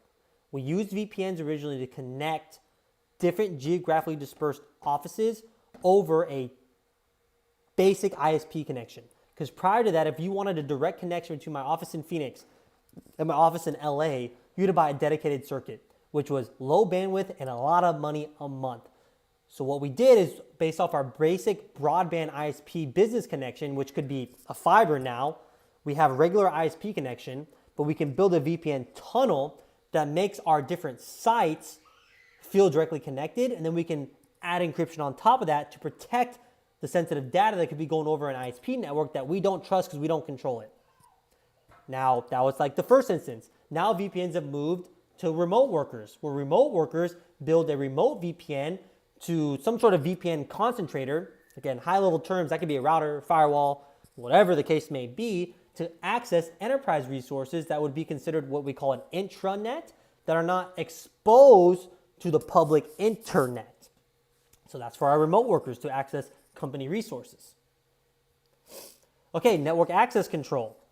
So network access control systems determine who or what is allowed to connect to the network. NAC and a basic enterprise, that's like 802.1x in conjunction with Radius, where we have a supplier, a supplicant, an authenticator, and then an authentication server, or maybe just a supplicant, authenticator, and authentication service, using things like 802.1x, TACX, or Radius. But essentially, NAC at a high level says we're going to use these different kind of security authentication authorization protocols to allow systems or users onto our network, give them access, give them permissions. Okay, web application firewalls. This is something specific to HTTP traffic, or our web applications or our websites. So a web application firewall is designed to protect web applications from attacks that target application logic rather than network infrastructure. So what we're saying here is we're protecting against all those web-based attacks we talk about, injection attacks, cross-site scripting attacks, which could be considered, injection attack, and then like cross-site request forgery attacks. So any attack that is web-based, that's what our web application firewall is looking at. So it kind of sits there and looks at our HTTP traffic. So if we're looking at HTTP traffic, guys, what do we need? We need decryption and encryption. So we still need that kind of TLS decryption and encryption because it's end to end, right? So WAFs can be deployed in like cloud-based systems, or like if you're just like deploying a WordPress web server, it should just be an easy plugin that you click, oh, let me deploy this, right? Okay, a proxy server.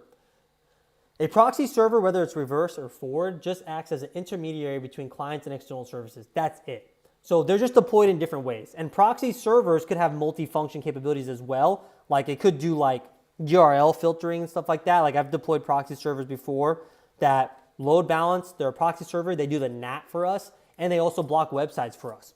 But just in its base form, right? If it's just a proxy, here's how it's deployed. We have a forward proxy here that's going to sit in line to your users, and your users are going to hit that first. It's going to be doing NAT here, port address translation to a public IP, and then it goes out the internet.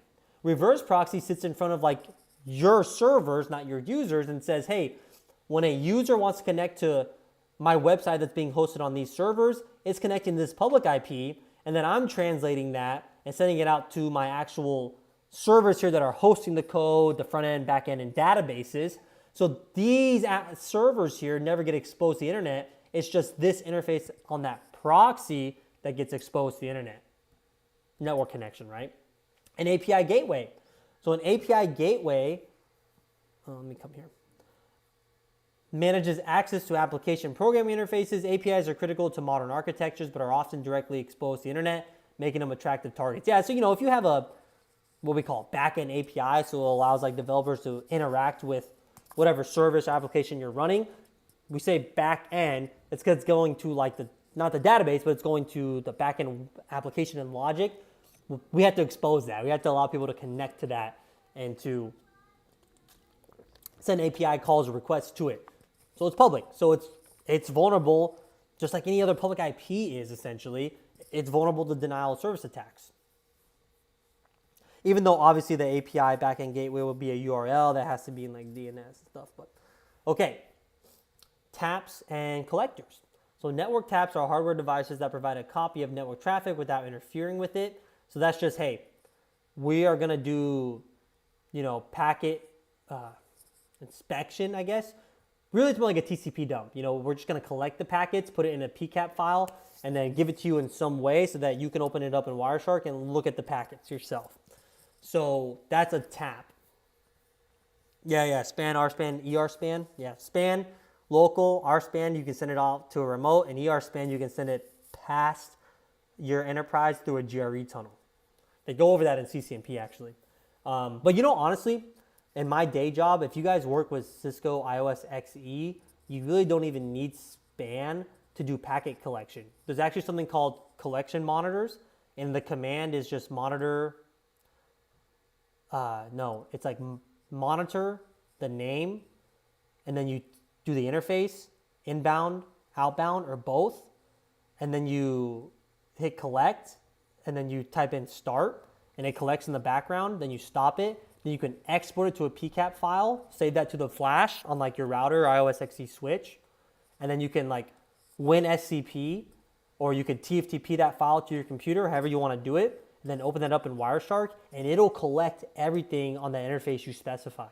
So we literally just had an issue with our NTP server not working, and I said, I'm done guessing, my debugs aren't good.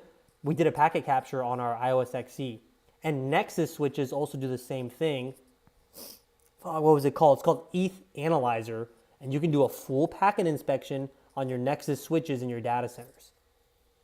So span's not even really needed sometimes, but it's still something that can be configured easily in our switch environments. I got off track again. Collectors, sorry. So collectors gather logs, telemetry, and security events from multiple systems. This is like SIEM or SIM, where it's doing log aggregation, but it can do more. So telemetry is not logs, right? And then security events don't always get saved to our log. Events could go to like security event viewer or a different type of log that's not part of the basic log. Anyways, collectors just go and get all that big data for us. Okay, a CDN. A CDN improves our speeds, so to speak, on our web applications by just caching that front-end content into multiple different servers that may be geographically closer to users so that they can reach it. Now, Cybersecurity related. How do we, like, why do we care about CDNs? Because it increases what, guys? Our attack surface. So even though we use CDNs to offload some of that network traffic burden on us from like our main server here, well, now these like CDN spokes or nodes or whatever you want to call them, now they're part of the attack surface because some of our data lives there. Load balancing. I'll try to keep this simple. So load balancing allows us to distribute streams to better allocate network bandwidth. That's at the highest level because this is SecurityX. You know, it's technical, but it's still that high level. I don't need to dive into it, how it works. Load balancers do that. They distribute network traffic load. They help prevent against denial of service attacks. And there's multiple different algorithms we can use. Weighted, round robin. And we can now, you guessed it, enable AI and large learning models into our load balancers to create more informed decisions on how to properly balance that traffic, network traffic load. Okay, this helps us give us availability. And from an integrity perspective, load balancing introduces the need for consistency across all systems. So kind of like if we have a load balancer in front of a web server farm, we want to make sure those web servers are all on the same like revision and stuff like that. Okay, recoverability. So this is just another high-level term that says, you know, how good is your data recovery? We kind of talked about this with disaster recovery when we talked about RTO, RPO. You know, what's your recovery time objective? What's your recovery point objective? Are you doing your incremental, differential, and full backups? Are you taking your snapshots? Do you have high availability? Are you doing replication between your storage accounts? So recoverability just says how well you're doing that in your organization and how are you doing that in case of failure or an attack or some disruptive event. And there's multiple different ways we can do that. Load balancing is part of recoverability because we're able to distribute load stream, like the network stream. So if we're getting a denial of service attack, the load balancer is supposed to help us with that. Maybe it takes all that denial of service requests and sends it to one server and takes what we determine to be the legitimate request and sends it to our other servers. So it distributes that. So that's part of recoverability as well. Okay, interoperability in a multi-vendor system, how interoperable are you? So this is the ability of different systems, platforms, and services to work together effectively. In resilient system design, interoperability supports availability by making it easier to replace, upgrade, or integrate. So just looking at this here, you know, obviously our big institutions don't have multi-cloud vendor environments because when AWS East went down, this, you know, hyperscaler pretty much took out most of the internet. It's crazy. You know, the internet was not originally meant to be, so it's a centralized service. It's meant to be distributed, decentralized. That's okay, it's capitalism, right? So AWS takes up most of the market, or just AWS.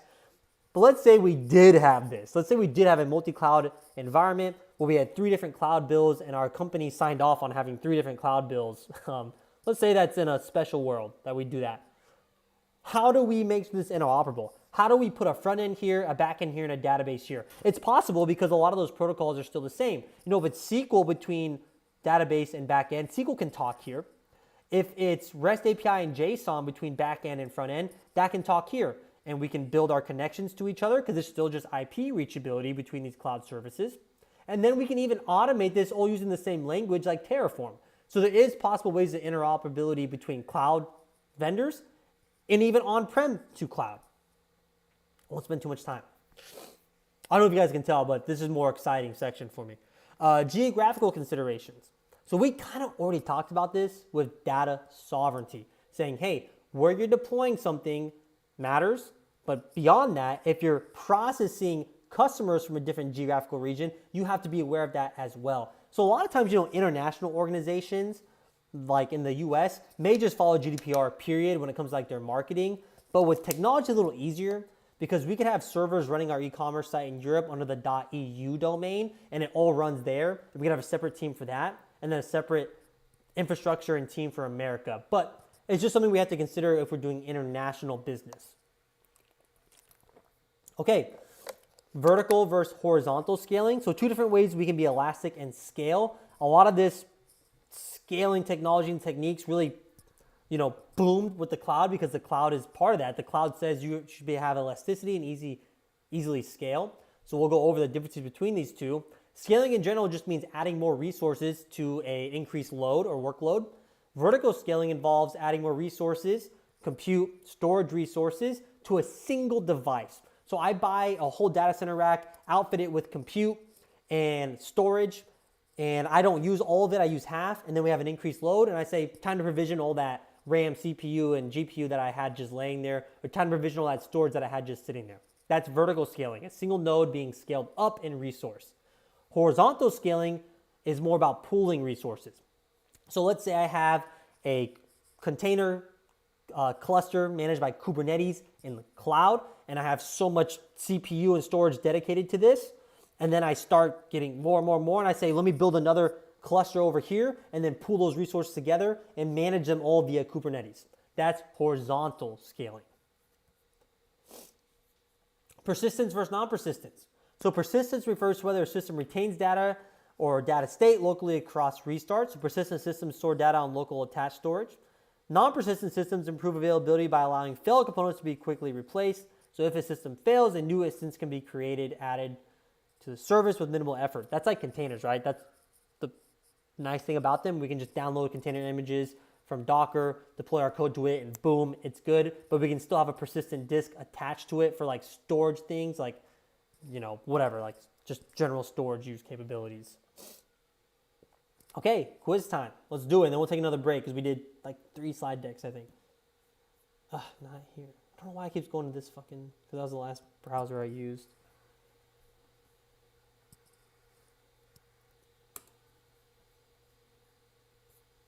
Okay, so we're going to do our domain 2.1.1 quiz. Bring up my other monitor here. Okay.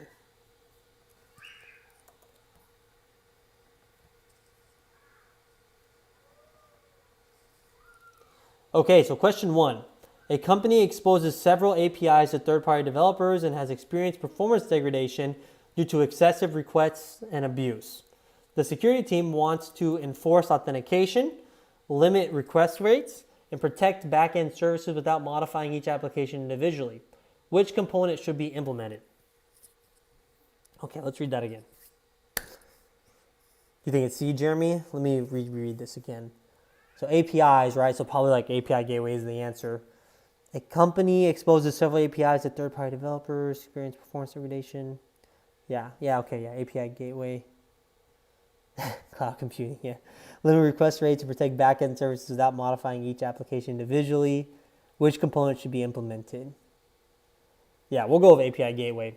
Yeah, you're right, Masood. For cloud computing, right? Because we have microservices in the cloud of all these different functions that interact with each other that are API based. And then we have all these different API service accounts that we have to protect. It's a pain in the ass. Okay, question 2. An organization, you know what I'm going to do? I'm going to turn the camera on for you guys. You can see my face while I'm doing this. So you know if I'm trying to be funny or not serious. Okay, question 2. An organization is designing a highly available network for a critical application where downtime cannot be tolerated. The security team wants visibility into network attacks, but must ensure that security monitoring tools do not introduce new points of failure. Which solution best meets this requirement? Okay, let's read this again.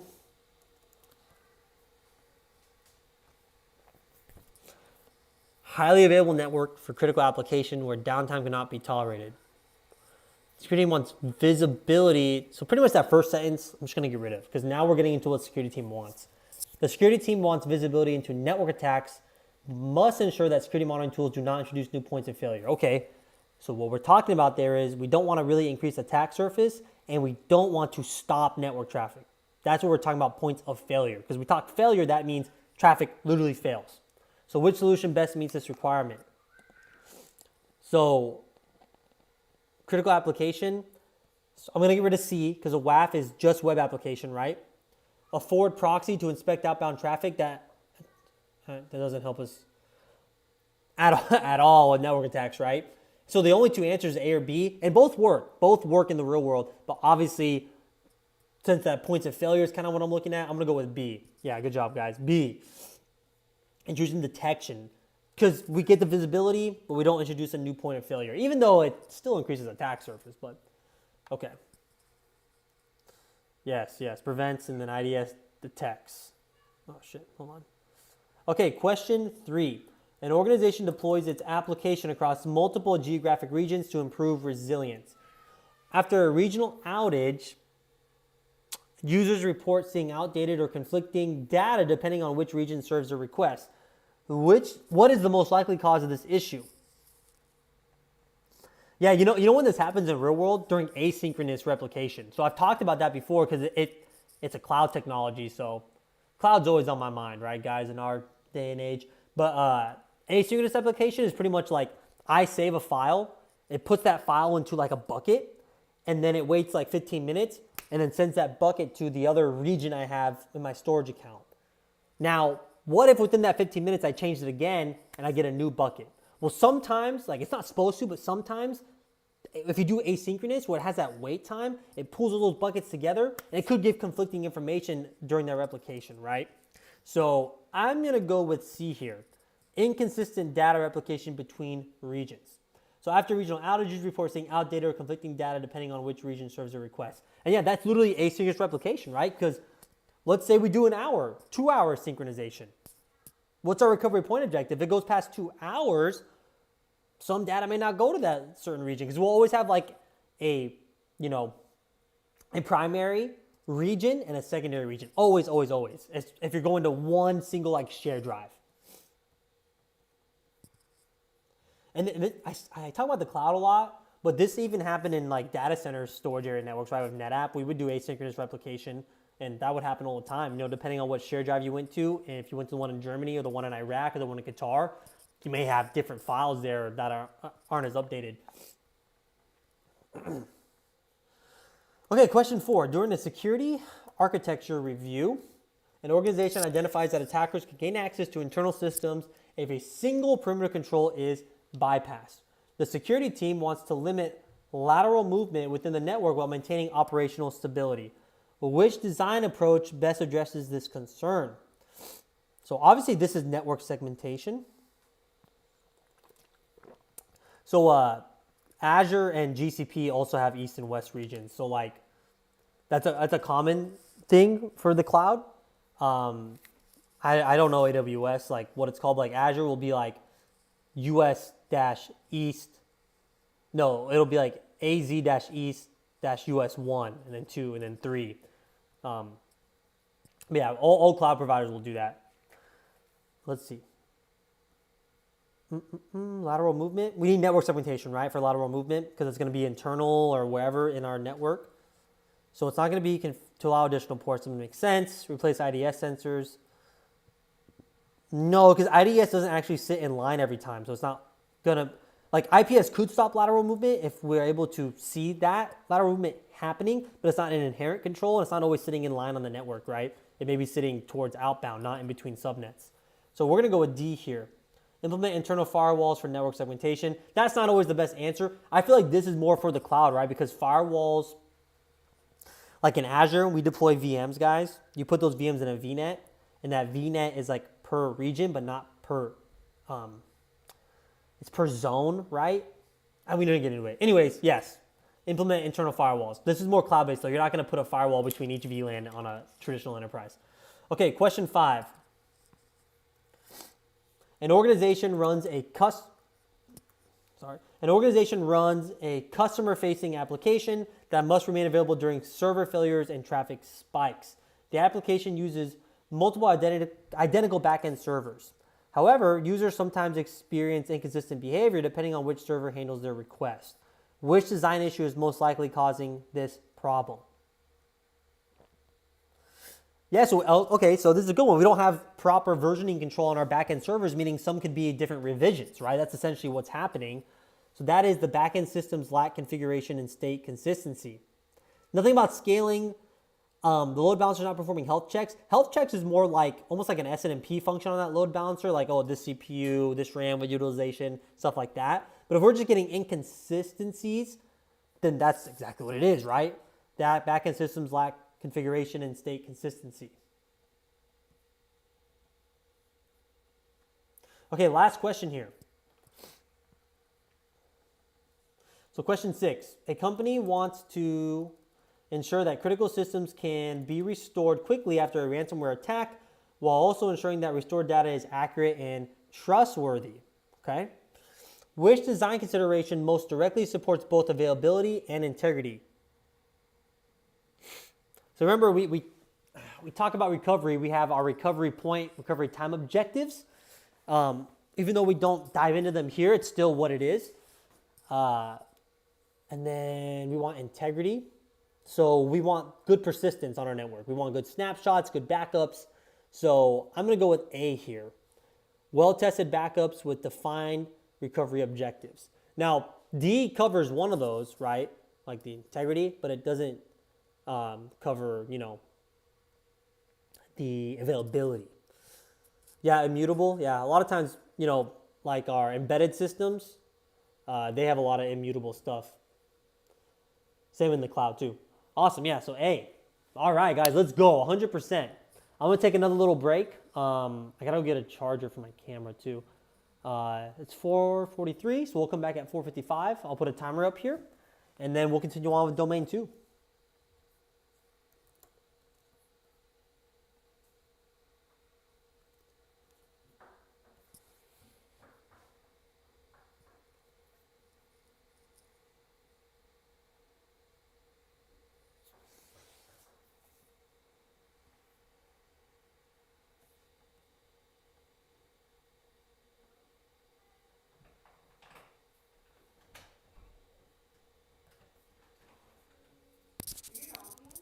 No. I'm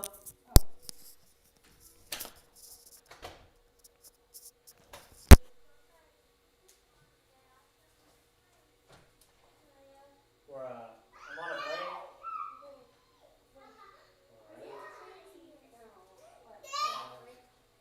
Okay, just let's take them outside. Open the garage and take them outside. Yay! Hi, Jijin. Hi, Nus. Go outside. You guys to go outside? Well, put your shoes on and listen to Mom.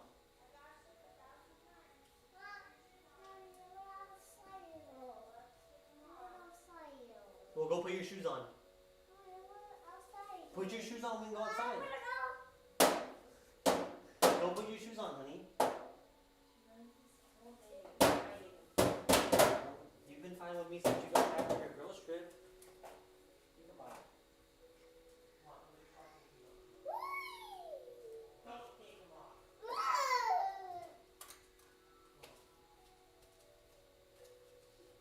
Honey, hey. Ow! She like ran in the street at therapy. Here, she can put these on. Probably better for her. Can you go for outside? You go to speech today, Elliot?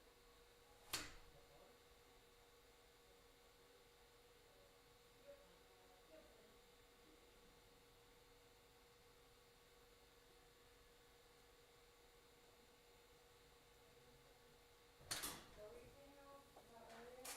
I don't remember. You said I'm on a break. On a 10-minute break. Bye. I'm saying so they can come out here. Can I grab my shoes? I'm outside. They can come to the garage. You can open the garage.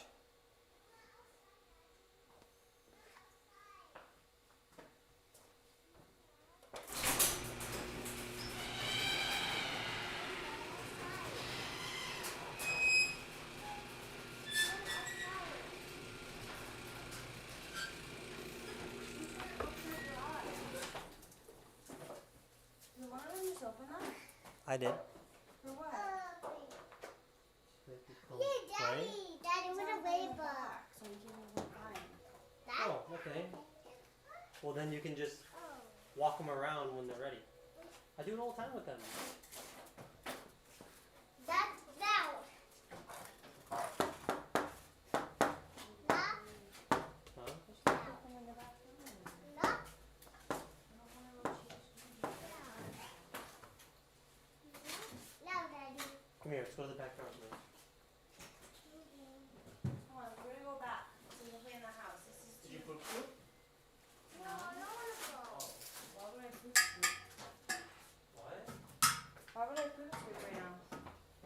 They're gonna play in the backyard. We're not gonna go in the grass. I'll sit right there. Oh, okay. You like against poop tubing? No.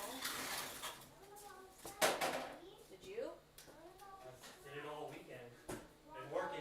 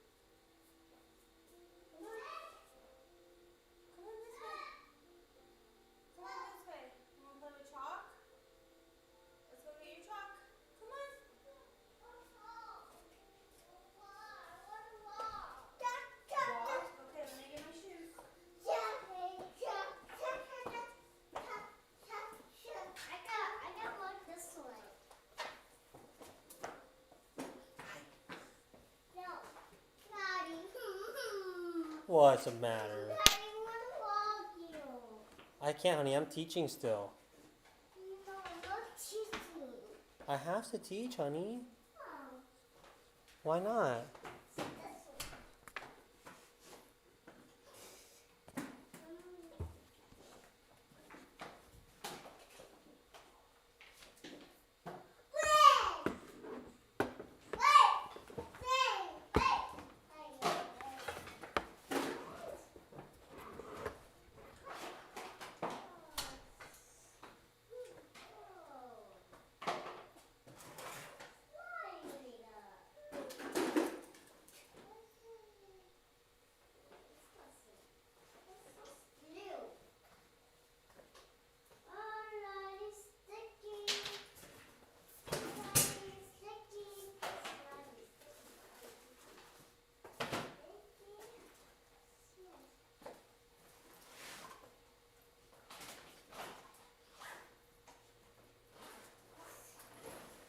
this one. You gotta go walk with mommy?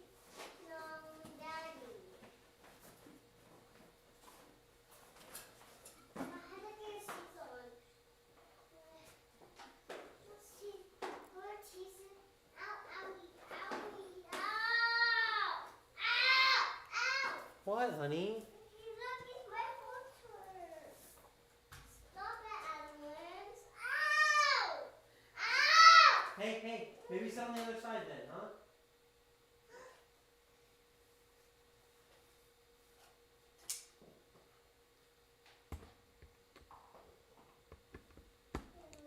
Daddy.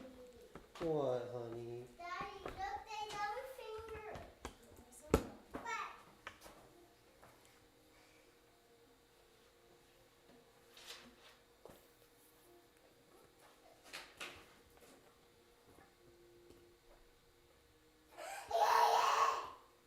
Stop! Jujin. Daddy!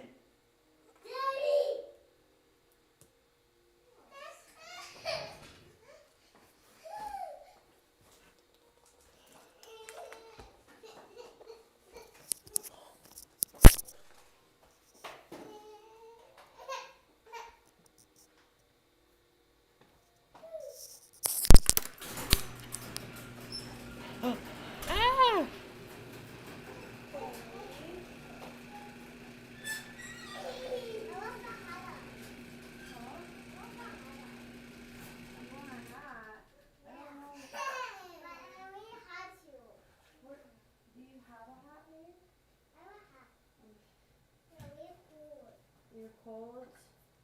She might need her jacket.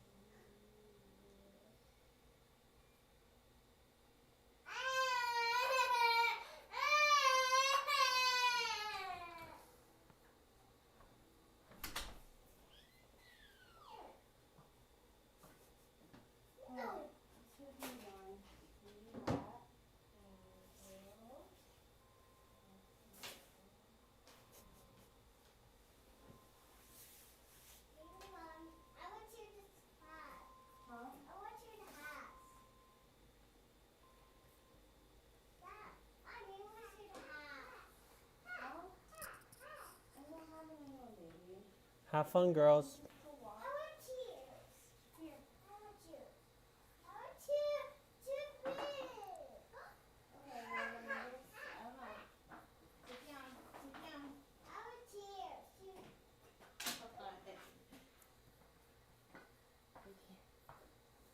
All right, guys, let's go ahead and get started again. So now we're going over domain 2.2, which is given a scenario, implement security in the early stages of the system's life cycle and throughout subsequent stages. So we're going to be going over the security requirements definition and software assurance. So we're going to be going over the stuff in red here. So functional security requirements. So functional security requirements describe specific security behaviors or capabilities that the system must perform. These are concrete, testable actions that directly support security objectives. So some examples are requiring users to authenticate before gaining access. That's kind of like great example, right? It's what everyone has to do. You have to authenticate and get properly authorized before you can access a resource on the network or a resource in the enterprise. Another thing may be encrypting. So we may say, hey, in our enterprise, one of our security requirements is that we must encrypt all data in transit and all data at rest and have some sort of protection for data in use, something like address space layout randomization, like ASLR, something like that. And here I just have an example, right, of old school Active Directory like groups here that you could apply group policy on or permissions on or member of groups on. Then we have RBAC. So role-based access control, which I think we touch on a little bit more in our access control slide, so I won't go too far here. So non-functional security requirements. So non-functional security requirements describe the qualities and constraints that determine how well the system protects itself rather than what specific actions it performs. So these requirements define expectations related to confidentiality, integrity and availability, performance, resilience, and compliance. So this is stating that data must be encrypted using industry-approved algorithms, that the system must remain available during denial of service attempts, or that the system must comply with regulatory frameworks such as HIPAA or PCI DSS. Okay, so security versus usability trade-off. I mean, we teach this at the lowest levels of cybersecurity. This is the CIA triad rebranded into this bullet point here on the SecurityX exam objectives, saying if I harden, and I continue to harden, and I continue to make it more secure, more safe, and I apply all these technologies, protocols, and methods to harden and secure my device or my enterprise, what's going to suffer? Availability. So it's a game we play. It's a game we play where we say, how do I make this usable? How do I make a system highly available, easy to use for employees, or highly available for customers because they need to buy our stuff, but while not ignoring security, especially if we're in an environment that says, like, put security last, they're going to say, make it easy. But if we're in an environment somewhere in the middle, they're going to say we need both. The best we can do both, make it available as best we can, and secure it the best we can. But there is always going to be a trade-off. The more you harden, the less usable it's going to be. Doesn't mean it's not functional. You can never make something not functional through security, but maybe it may be harder. And, back, I would say maybe, I don't know when, but 5-6 years ago, logging into Nipper, I was in special operations at the time, their version of Nipper. It's Nipper, it's just they call it SoftNet U. It was crazy. It would take like 20 to 30 minutes sometimes on like a LAN connection in Garrison, right? I mean, nuts. So you could say like, that's the system I needed to do everything I need to do, make Excel spreadsheets, PowerPoints, whatever the case. That was my computer system, and it was not highly available or usable because it took 20 minutes to just log in because of all the security it had. And then when I got to my desktop, it had so many default application things that need to run in the background, and McAfee needs to run and all this stuff that my CPU and RAM would already be at like 60, 70%. And if I opened 3 Chrome tabs, which probably didn't have Chrome available, you're screwed. So moving on. Now let's go over to how we can test applications. So we're going to go over a couple of different application security testing here. So static application security testing, or SAST. So static application security testing analyzes source code, bytecode, or binaries without executing the application. So just looking through source code. It's humans looking through source code, senior engineers. It can produce false positives and maybe not the best way to detect possible vulnerabilities. That could manifest at runtime, so we can look at source code. Oh, wait, Jeremy, really? When was that? Because I was in Uganda in 2016 when we were on a TACLAN domain. I don't know if you remember the TACLANs, like the deployable domain controllers. And we had to move to SoftNet U when I was in SOCAF CA, is what it's called. Yeah, dude, I was the S6 for SOC Forward CA Central Africa under SOCAF in 2016. So we definitely probably talked at some point. Like, we didn't even know. That's crazy. Yeah. Yep. Yeah. Were you at Djibouti? In the J6 up there, or were you actually in Stuttgart? That's crazy though. I'll continue. You can just tell me. Yeah, dude. We had to go to you guys for our bricks, for our image bricks actually. So I had to fly up there and go to the service desk there in Djibouti and get our like. Because remember back in the day we didn't have Pixie, you know. That's crazy. I was a private back then, man. I didn't know shit, but I became like the S6 like go-to guy during that deployment, just through sheer luck. But anyway, that's cool, man. It's a small world. That's crazy. All right, yeah, but SAS, moving back into the objectives here. So static application security testing. I already went over that. Cool, yeah, source code. So dynamic. So this is kind of more like accurate. So dynamic application security testing. When I say it's more applicable, we can look at source code all day. We can see third-party libraries are being imported into our code, and we can say, okay, well, that's kind of something that I've looked at. If I'm the security professional, I'm like, I've seen that on the threat feed somewhere. Let's evaluate that third party a little bit more. But actually in runtime, that's where we can see the error handling. That's where we can see if the input validation is working. I may have been able to see it in the source code, but is that input validation actually working? That's dynamic application security testing, where we actually now try to do those web application attacks or these application attacks in a runtime environment. Not probably in production, but in some sort of runtime environment, maybe in our staging or testing environment. Okay, then IAST, interactive application security testing, combines elements of both static and dynamic testing. So IAST tools operate inside the application runtime and absorb application behavior as real requests are processed. So this is kind of looking at both, right? So like dynamic, it's like front end, so we're attacking it, right? And we're seeing what we get. With interactive, we're supposed to be looking at how the code, like our databases for the code, looking at like source code, database entries, while also doing our dynamic testing. They say it's the best of like both worlds, and it is, right? It's supposed to say, hey, let's just do it all at the same time, That's interactive application security testing. And this is a new one for me. Again, I've been teaching CASP for like 4 years now. And CompTIA, just cybersecurity cert, see why I say security plus pen test. And this is a new one for me. So runtime application self-protection. So runtime application self-protection embeds security controls directly into the application runtime. Rather than identifying vulnerabilities, RASP actively blocks exploitation attempts as they occur. So RASP can prevent malicious input, block unauthorized code execution, terminate suspicious sessions, and generate alerts in real time. So just another like real-time, honestly, monitoring system and prevention system built into the application. And typically this is done in testing. Okay, vulnerability analysis and SCA. So vulnerability analysis is the systematic identification and evaluation of weaknesses within software systems. So what's a great way we do this? Well, if we know there's a vulnerability, so we get a CVE, Common Vulnerability Enumeration Code, and we say it's affecting all Cisco ASA firewalls.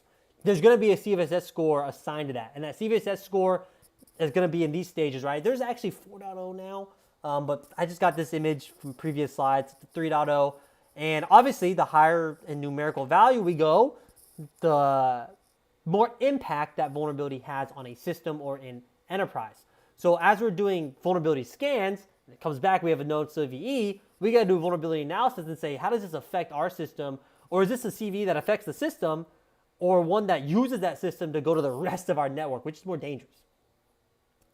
And then also like in the CVE, CVSS score, there's like a bunch of different things a part of that. Like, is this a network-based attack, like system-based attack, And then modern applications rely heavily on third-party libraries and open source components.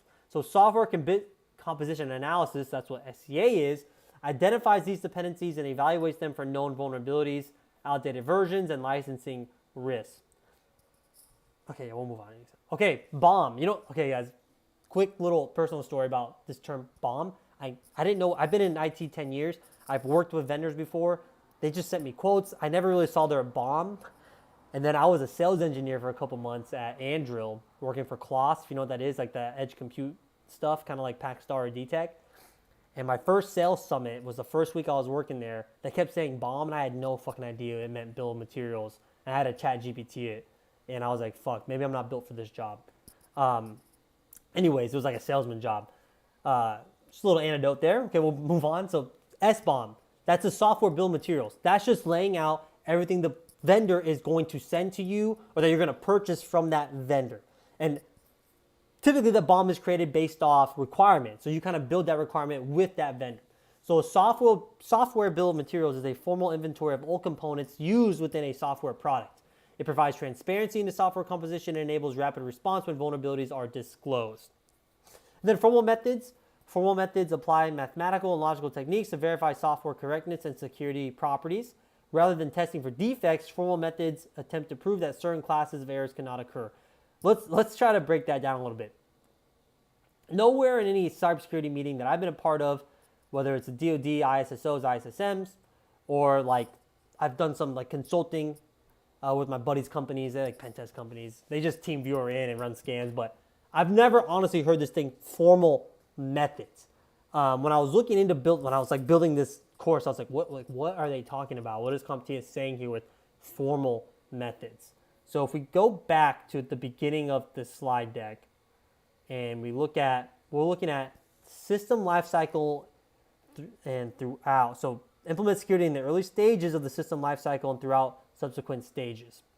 So I think what it's trying to say here with this formal methods is that, hey, we don't want to just wing it, We don't want to just say, hey, during our lifecycle management, when we're building code or building an application, we're going through our CI/CD pipelines. We want some methodology and framework that's formalized that we use to protect the building of our application. I think that's what it's talking about, because like if we're building an e-commerce platform, there's already been a bunch that's been built and requirements that have been set and frameworks and methods that have been used. Pretty sure it's just saying reuse those methods that are already tested and proven to be secure. Because there's going to be like libraries and frameworks that are like industry-wide, right? Even if you have a proprietary intellectual property software, there's going to be these libraries and frameworks you all use, like no matter what you're developing. So I think that's what it's talking about, formal methods. I was trying to read it. CompTIA SecurityX, like if you look on their website, they don't even have a book from CompTIA yet made. Like some guy on Amazon, not some guy, a well-established cybersecurity author made one himself that I bought, and I was reading through this, and he pretty much said the same thing. It's just like, well, like we believe these formal methods are just saying use things that are used in industry if you're going to recreate something, or if you're creating something for your enterprise that's used elsewhere. Not that you're stealing IP, but there's going to be these libraries and functions that are well established. Okay, hopefully that didn't confuse you too much. All right, let's do our quiz now. Okay, so we're going to go over domain 2.2.1, domain quiz.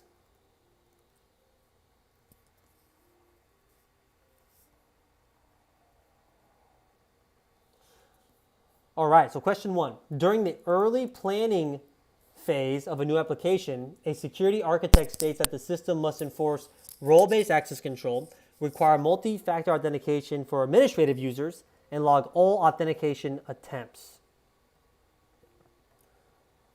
I'm sorry, I'm just moving your guys' thing out of the way as I look at the answers. Hold on, the Zoom thing. Okay. Which type of security requirements do these statements represent?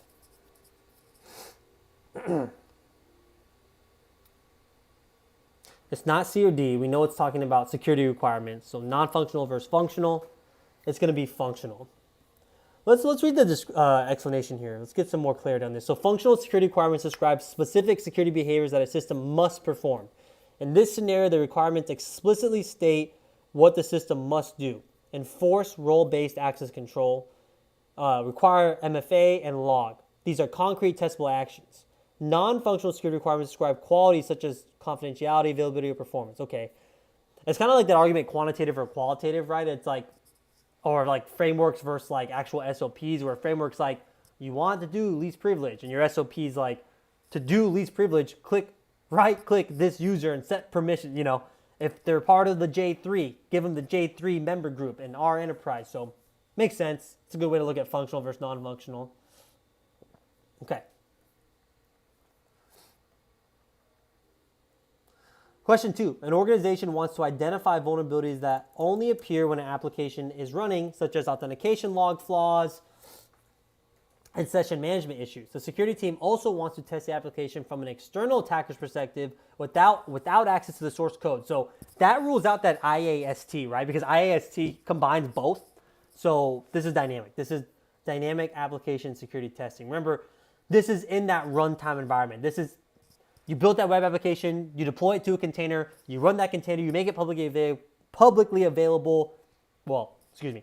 You make it available in your testing environment to your users or to the testers, your developers, cyber team, and you start doing some dynamic analysis.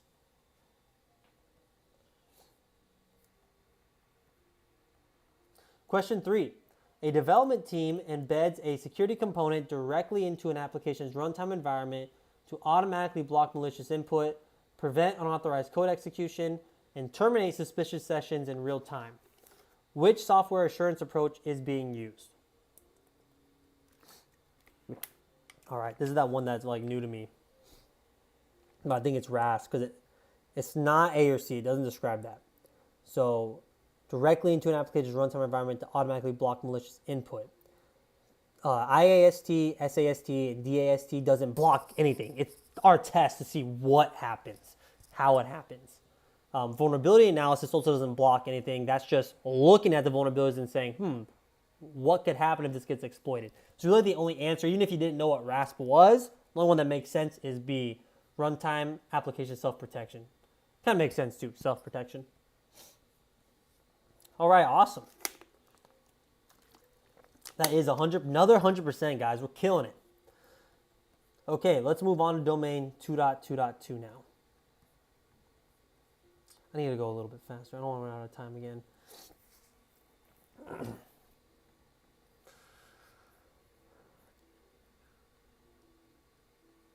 Okay, domain 2.2.2. Given a scenario, implement security in the early stages of the system's lifecycle and throughout subsequent stages.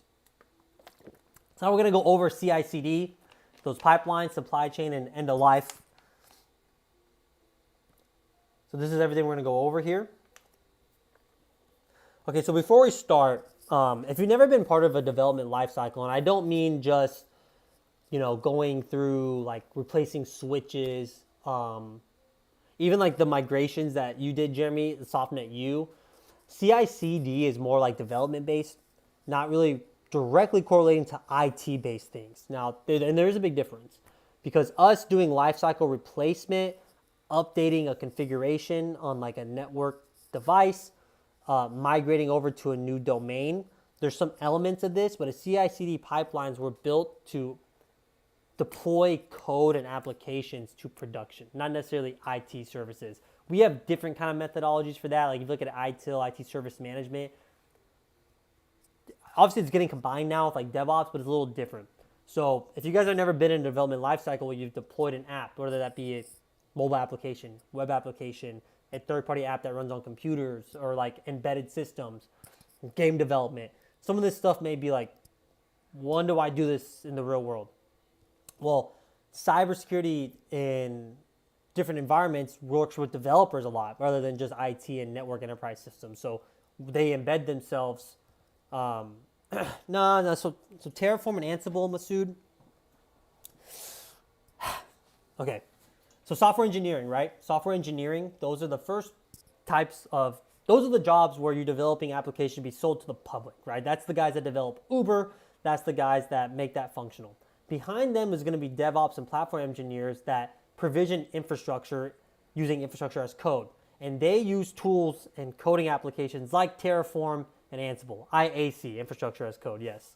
Those platform and DevOps engineers, they use Terraform and Ansible, and they will also use a CI/CD pipeline because they want to look at their infrastructure and the servers and the network and all those storage resources that they're spinning up. They look at it like code and software. So they will be part of CI/CD pipelines as well. But Terraform and Ansible are just automation tools. I could build a CI/CD pipeline that uses Ansible to build out critical infrastructure on AWS East and West and GCP East and West that has container images, and I could use Ansible to spin up a Kubernetes cluster that my developers then put their code on, which I'm already connected to their GitHub repo anyway, so they do a commit to the master branch, and it takes that and puts it in my runtime environment in those containers, and that's my production network, right? And in my role in that as a DevOps and cloud and platform engineer is I work that into the pipeline, the infrastructure provisioning. But Ansible and Terraform is just a tool to do that. I could have used Python, honestly, to do that, to spin up that infrastructure and that resources. I could use Terraform or Ansible. Okay, hopefully I didn't confuse you too much. Hopefully that made sense. But yeah, I mean, yeah, it's part of it. So yes, to answer your question, is it Terraform? No, CI/CD pipeline is just a methodology for us to integrate all these different pieces into development, right? Okay, let's get into it. So coding standards and linting. So coding standards define the rules and conventions developers must follow when writing software. This could be something, again, like a framework, a method, like Python best practices for coding standards, like different libraries that have best standards, or it could be something organizational based. Linting tools automatically analyze source code to detect violations of coding standards.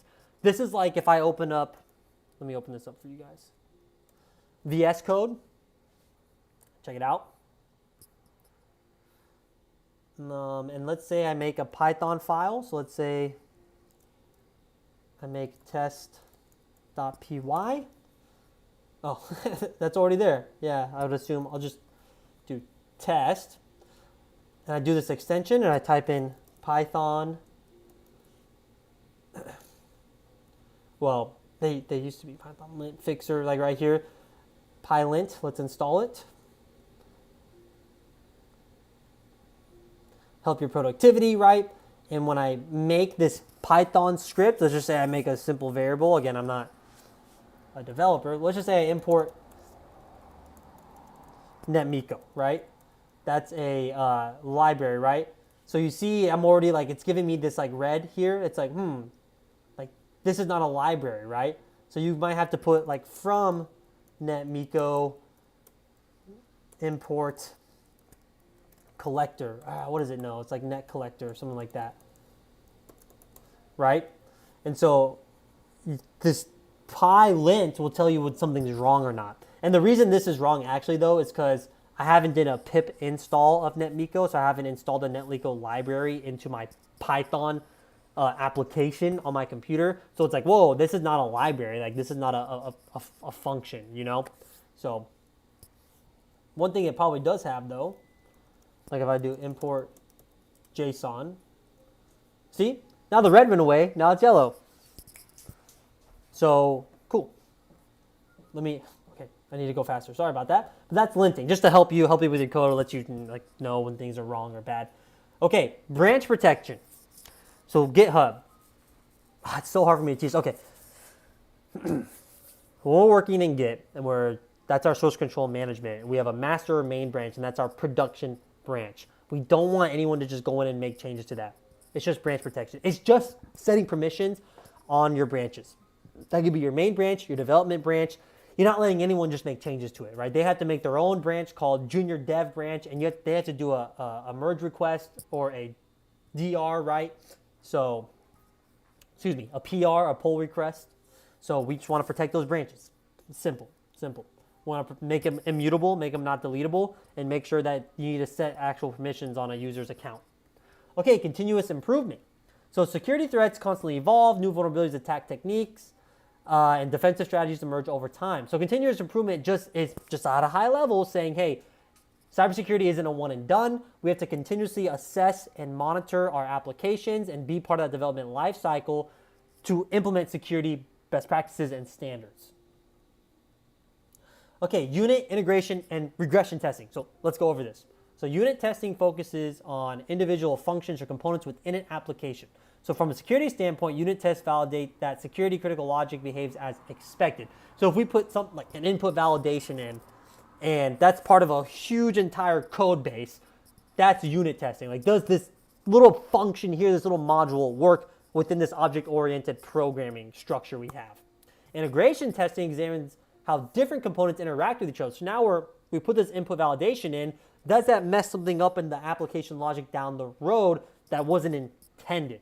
So I kind of like the photo here that says, hey, yeah, like, this could happen. Like unit testing is one piece of the puzzle, but now we're putting that puzzle piece together, and how does it affect? And does it fit there, or is it going to mess anything up? Then regression testing ensures that previously fixed vulnerabilities or security features have not been broken by new changes. In fast-moving development environments, it is common for old vulnerabilities to reappear unintentionally. So this is like let's say you're doing upgrades from version 2.0 to 2.5, and then from 2.5 to 2.9. You sometimes get to step things up when you're doing upgrades.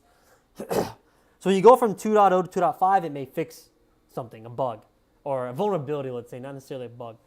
And then you go to 2.9, all of a sudden, that vulnerability is back, or that bug is, we can say bug, that bug is back.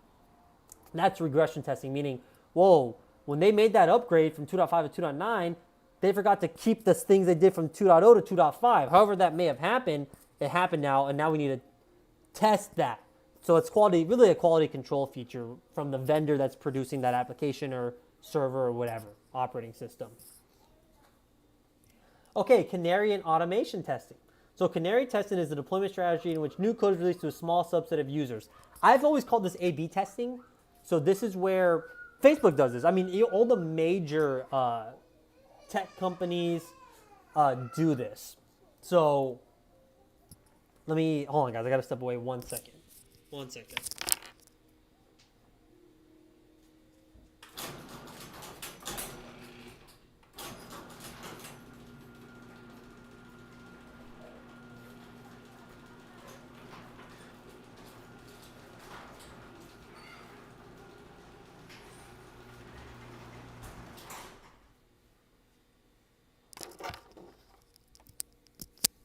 Sorry about that. I had to just step away 1 second. Deal with my kids. Okay, so I used to not used to. I call this A/B testing when it says canary testing. Essentially, this is like, hey, we have what our front-end application looks like. We want to make some changes to it, but this is just what the marketing and the designers think will look good or what people will like. So what we'll do is we'll just put that new version to some users, and we'll see their response, see if users like it or not. They do this even with YouTube thumbnails, right? So you could put thumbnails for 50% of your user and another thumbnail 50% and see the analytics like, oh, who clicked that more? CompTIA says that's canary testing, so it's canary testing for all of us. But if you go to industry, big tech, you say A/B testing, they know what that is. You say canary testing, I'm sure some old head that's been doing it for 35 years, like a real computer science PhD, that's like a level 9 at Facebook making millions of dollars, or Meta, they may know. But in industry, they call it A/B testing. Okay, then automation. These high-level objectives in SecurityX is so funny to me because it's like, how am I supposed to describe automation in a single sub-domain's objective for security? And really the best way I like to look at it is, hey, when we're doing things at scale, when we're applying the same patch to multiple servers, multiple systems, more than likely we want to automate that. That gets rid of some human error, and if we can find a way to automate our security functions, that's better for us. That's better for the team. It lets us get rid of human error and saves us time so we can keep doing stuff like maybe threat hunting or threat modeling or big picture thinking of protecting our enterprise rather than just, we got to do another patch. Let's individually do it to each system. And this has been a thing forever, automation of updates and patches. Okay, software supply chain risks. More supply chain risks. I'm not going to beat you over the head with this. We've been over this so much about third-party libraries and software development kits from third parties. They can be vulnerable, and you need to know where they come from. You don't want to download a third-party function or library that comes from Russia and then try to sell that to the U.S. government. You'll eventually get caught. Hardware supply chain risk. We've talked about this a lot. You got to know where your hardware is coming from to make sure there's no bugs in it, no backdoors. China loves to do this. They love to put backdoors on the motherboard. Okay, then hardware assurance. So hardware supply chains introduce different but equally serious risks, including counterfeit components, tampered firmware, and embedded backdoors. A great one with this was a guy that made a VAR, like a supplier that was not a VAR that they work directly with the vendor, but they resell. They resell old equipment, refurbished equipment, like on eBay or whatever. And he was selling Cisco equipment, which a lot of these cheap-ass companies, like I went into a job interview for an automotive company, and the boss there, he was, I was like, thank God I didn't get that job. He was very like, yeah, you do everything here, IT. We work 8 to 5, like no breaks for lunch, and we're constantly on the clock no matter what. He like refused to buy anything but Cisco, but then would buy literally out-of-date stuff. He would only buy 3,800 switches and then be like, yeah, like we get these from like resellers. I'm like, dude, like that's not good. But it's because the company didn't care. They're just like, make it work, make it happen. They didn't give him a budget. So not really his fault. Well, the story I'm trying to say is if you're doing that, You got to have some assurance. You got to have some assurance that says, okay, is this reseller who they say they are? There's a guy who made a company that sold Cisco switches on eBay, made over $1 billion, and guess what? It was not iOS. It was never real official Cisco iOS. It was the hardware, but he didn't sell the correct software because he never didn't want to license it and do things like that. If I find the LinkedIn post about it, I'll send it to you guys. But it was a big story. This guy made a bunch of money off it. Okay, end of life considerations. To go over end of life, like it's a term that you think is pretty simple. When it comes to these CompTIA tests, it's important that we define it a little bit deeper. End of life means that the vendor no longer makes patches for it. That's what I want you to know when it comes to cybersecurity, these exams. That end of life is you're no longer going to get patches and fixes for any vulnerabilities that happen on this device. Now, there's something called end of sale that's also EOS. End of sale is like we're not selling it anymore, but we may have 2 more years of support. There's another acronym, EOS, that's end of support that sometimes you see on these CompTIA tests that equals end of life. So end of support, end of life is kind of the same thing where they say we're no longer going to patch, fix, help you with this at all. From the vendor, there may still be third parties, VARs, middlemen that try to help you, but they're probably not fixing patches, right? But that's end of life, okay? I just wanted to define those. And you need to manage this. You need to be prepared for it and be ready for it.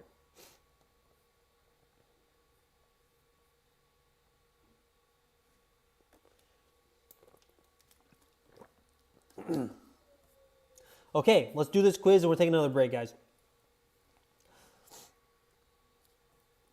Okay, domain 2.2.2 quiz. Let me bring up my other section here. So question 1. An organization recently fixed a critical input validation vulnerability in a web application. Several months later, the same vulnerability reappears after new features are added. Ooh, regression, right? The security team wants to prevent this issue from occurring again without relying on manual testing. Which of the following security practices would best prevent this? So, I mean, it just seems too easy, right? But yeah, it's regression testing. So an old vulnerability that fixed popped up again on a new version. Yeah, regression testing. We need to do that when we're doing our updates and upgrades for the vendor, right? Question 2. A development team uses a CI/CD pipeline to deploy application updates multiple times per day. Management is concerned that insecure code could be deployed too quickly without adequate oversight. The security team recommends implementing controls that ensure code is reviewed, tested, and validated before being merged into production branches. Which of the following controls best addresses this concerns?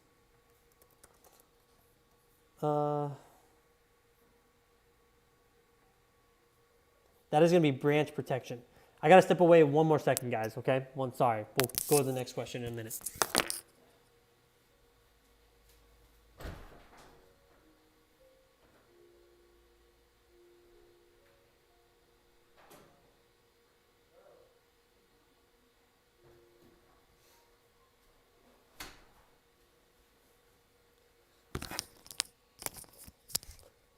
Sorry, I keep stepping away. I know it's unprofessional. I have a 3.5-year-old, and a 2-year-old. My wife's struggling with them tonight. I guess they're being crazy.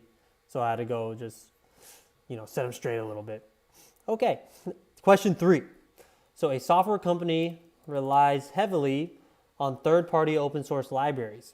A recent industry-wide breach revealed that a commonly used dependency had been maliciously modified at the source. The company wants to reduce the likelihood of deploying compromised components in the future. Which of the following actions best supports this goal? So that is going to be, A. So third party. Yeah, so it's software. So we need to make sure that, hey, where are we getting our software from? None of these other answers make any sense. So yeah, it's going to be A. Monitoring software bill of materials and dependency integrity. All right, good job, guys. Another 100%. Let's go ahead and take another 10-minute break, and when we come back, we'll finish up domain 2.3, and hopefully, we'll get into domain 2.4 as well.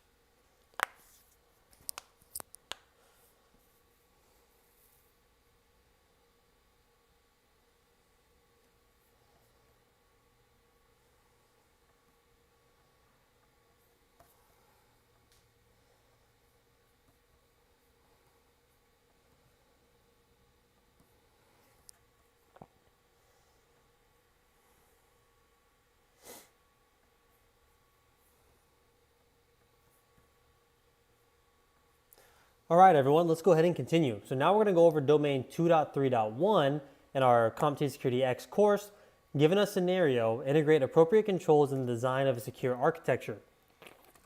So we're going to go over attack surface management, detection and threat hunting, and data security design.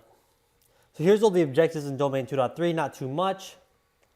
And here's everything we're going to go over in this slide deck. So it's going to be attack surface management, detection and threat hunting enablers, and information and data security design. Okay, so first things first, vulnerability management. Now, when I look at vulnerability management from a cybersecurity perspective, this is how do we know what vulnerabilities are out there? Do we have a system to patch and update? And do we have the right engineers to do this? And what is our SOP and policy for patches and updates to a live production network? So vulnerabilities are weaknesses really anywhere, software, hardware, configuration, even humans can be a vulnerability like we talked about with social engineering. But from an architectural standpoint, vulnerability management begins long before systems are deployed.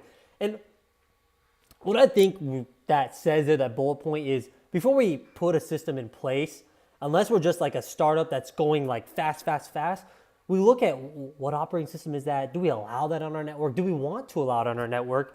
And when we do allow it, if it's like a brand new OS, do we know where to get our patches from? Is it from the vendor we're working with? You know, just things like that. And then once the systems are operational, we still continue to scan and update as needed. And based off our cybersecurity frameworks and policies that we have implemented in our organization. Now, hardening. I've used this term a lot throughout the class, so I'm not going to harp on it too much. We just want to get the actual book definition here. So hardening is the process of reducing a system to only the components and functions that are absolutely necessary. Which when you do that, sometimes it makes things not highly available, like you would if it was just free and open and users can do whatever they want. You know, now we put systems in place for certain apps and third parties and things to be activated if necessary, right? But again, hardening is really just, it's part of our defense in depth approach to securing our enterprise. It starts with endpoints, it moves on to the network, and then services, servers, and even hardening in the cloud now, which starts really at identity access management, but can also be network controls, storage controls, and like compute controls. Oh, there, finally, we got defense in depth, the actual slide on here, because I've been saying it all class. So defense in depth, and I'm going to read just by the bullet points because I feel like I beat you over the head with it, so I just want to get the definition out there for you now. So defense in depth is a core security principle that recognizes that no single security control is perfect. It's that onion layer of security, right?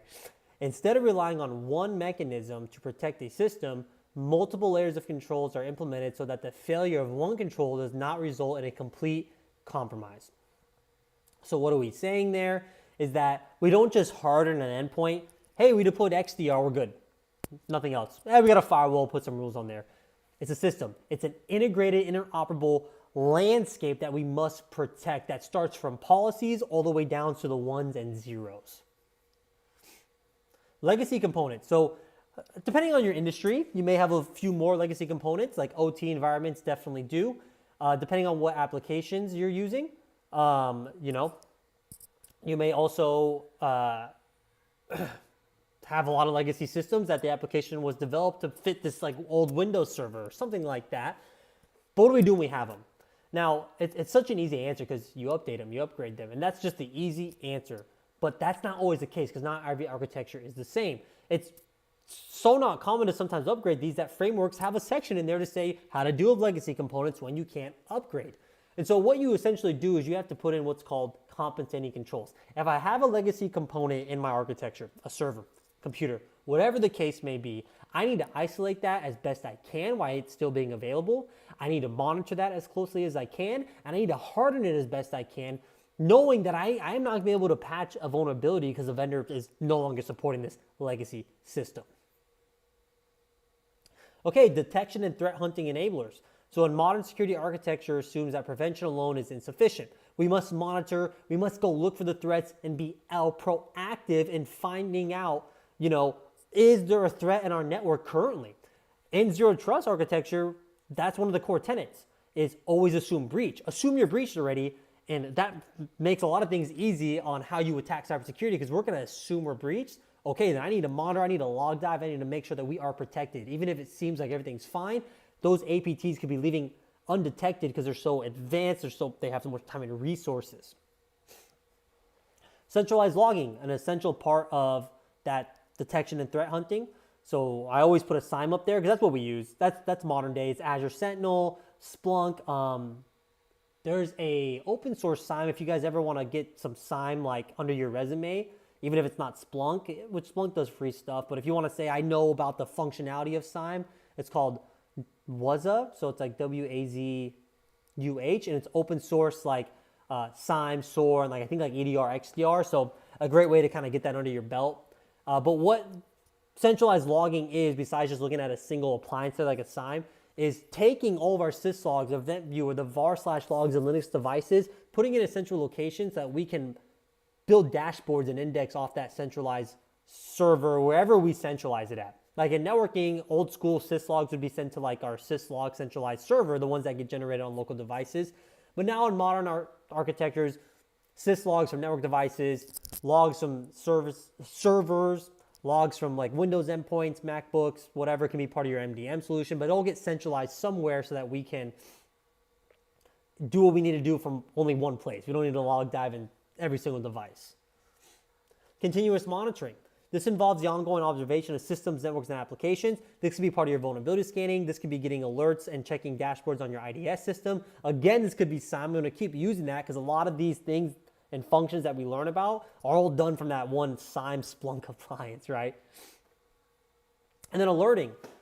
So off rip, it's like, do I really need a slide deck to tell me what an alert is? No. But what you do need to learn and describe is how you alert matters in cybersecurity, because not every alert should be equal. And what I mean by that is there should be severity levels. So there should be severity levels, and those severity levels should dictate what kind of alert you get. So if I'm getting a phone call at 2 in the morning, that better be like a Sev1 outage that, hey, we got breached, data breach, start the communication report, start incident response immediately, all hands on deck because this is a big data breach and we're Okta and we're a cybersecurity company, we got breached. So that's an alert that should be a phone call.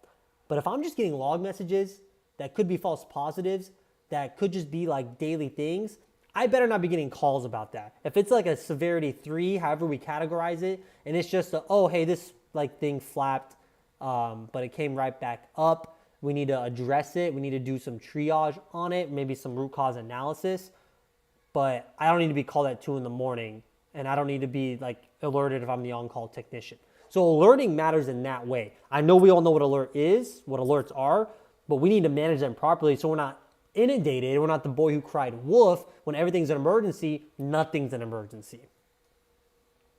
Sensor placement. So it's just saying if we have sensors monitoring whatever we have in our enterprise, whether that be physical sensors of like the physical world or sensors that are ones and zeros that are part of our SIEM appliance, how do we place them? Do we place them in line? Do we place them kind of like as a tap on the network or like a passive interface monitor? So it's a critical architectural decision because we don't want to affect traffic, but we want to make sure we're gathering enough information. So sensor placement also matters. Okay, classification models. So data classification is the process of categorizing information based on its sensitivity. Now, working in the DoD, this is easy. You know, it's for networks, it's unclass, classified, and TS. And then we have our different enterprises that support those classifications. And that's how we classify our data. In the civilian world, we do classification maybe a little different. Maybe you're in a data and research department, and so you call that sensitive data. You call that confidential data. You call it IP data. And that's something, a label you give. And classification models really matter because that's going to also help us define what traffic we want to not get exfiltrated from our network. And to stop that exfiltration, we got to define it first and classify it. Data lab labeling involves attaching classification information directly to data objects, so just, putting that TS stamp on it. Tagging strategies. So tagging extends the concept of labeling by associating metadata with data systems or workloads. Tags may indicate ownership, environment, compliance requirements, or sensitivity. Oh, that was the last slide? Okay, awesome. Let's go do our quiz now. So we're going to be doing quiz for domains 2.3.1.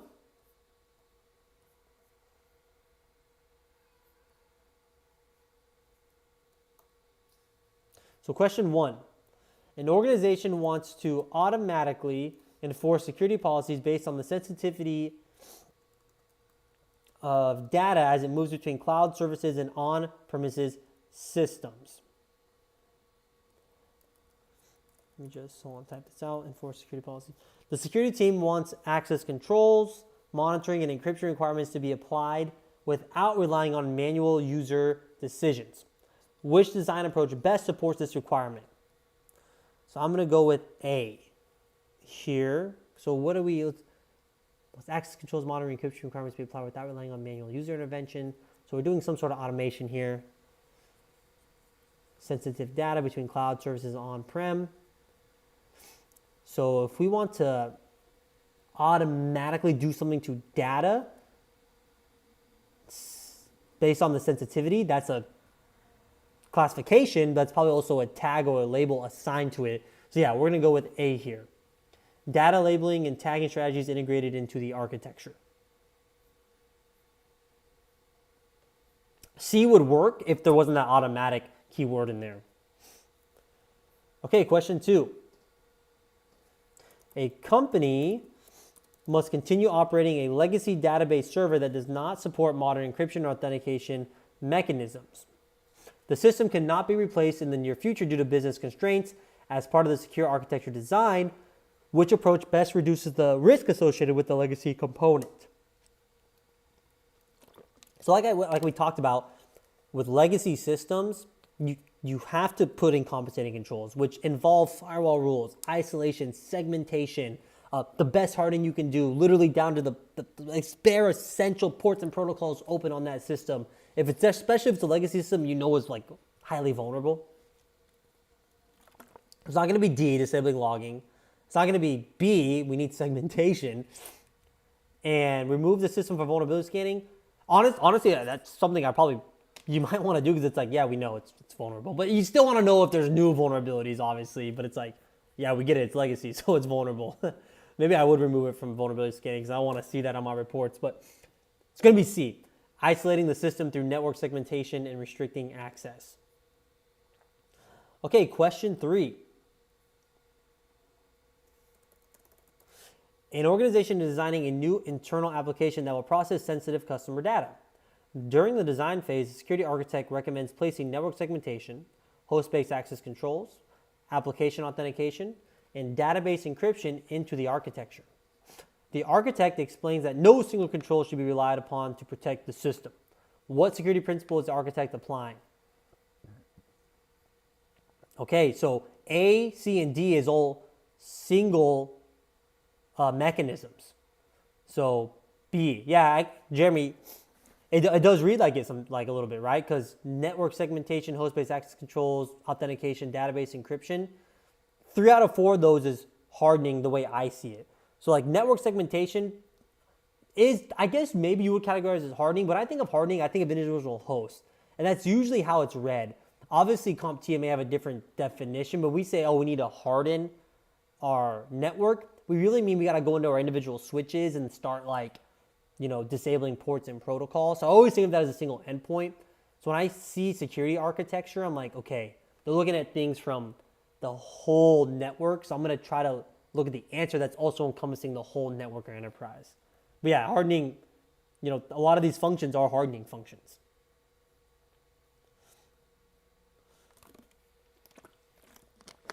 All right, awesome.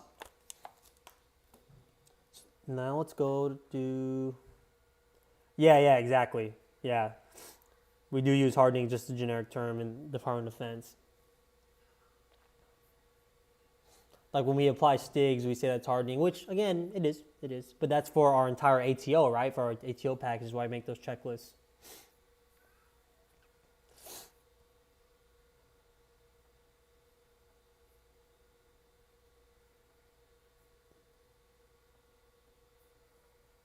Is that part of any of your guys' day jobs? Building the STIG checklist and submitting them to like your ISSO team? If it is for networking devices, just let me know in the chat and I'll show you guys a video. I made a video on how to automate the process for iOS XE devices. That's like really, really fucking easy. If it's not, then no big deal.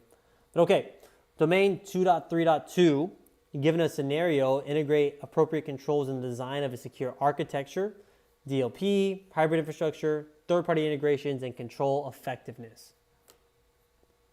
So we're going to go over these 4 major objectives here. Okay, so DLP intro. So data loss prevention at its core just means we don't want data to be exfiltrated. So that's easy. That's easy to understand. There's a lot more that goes into it.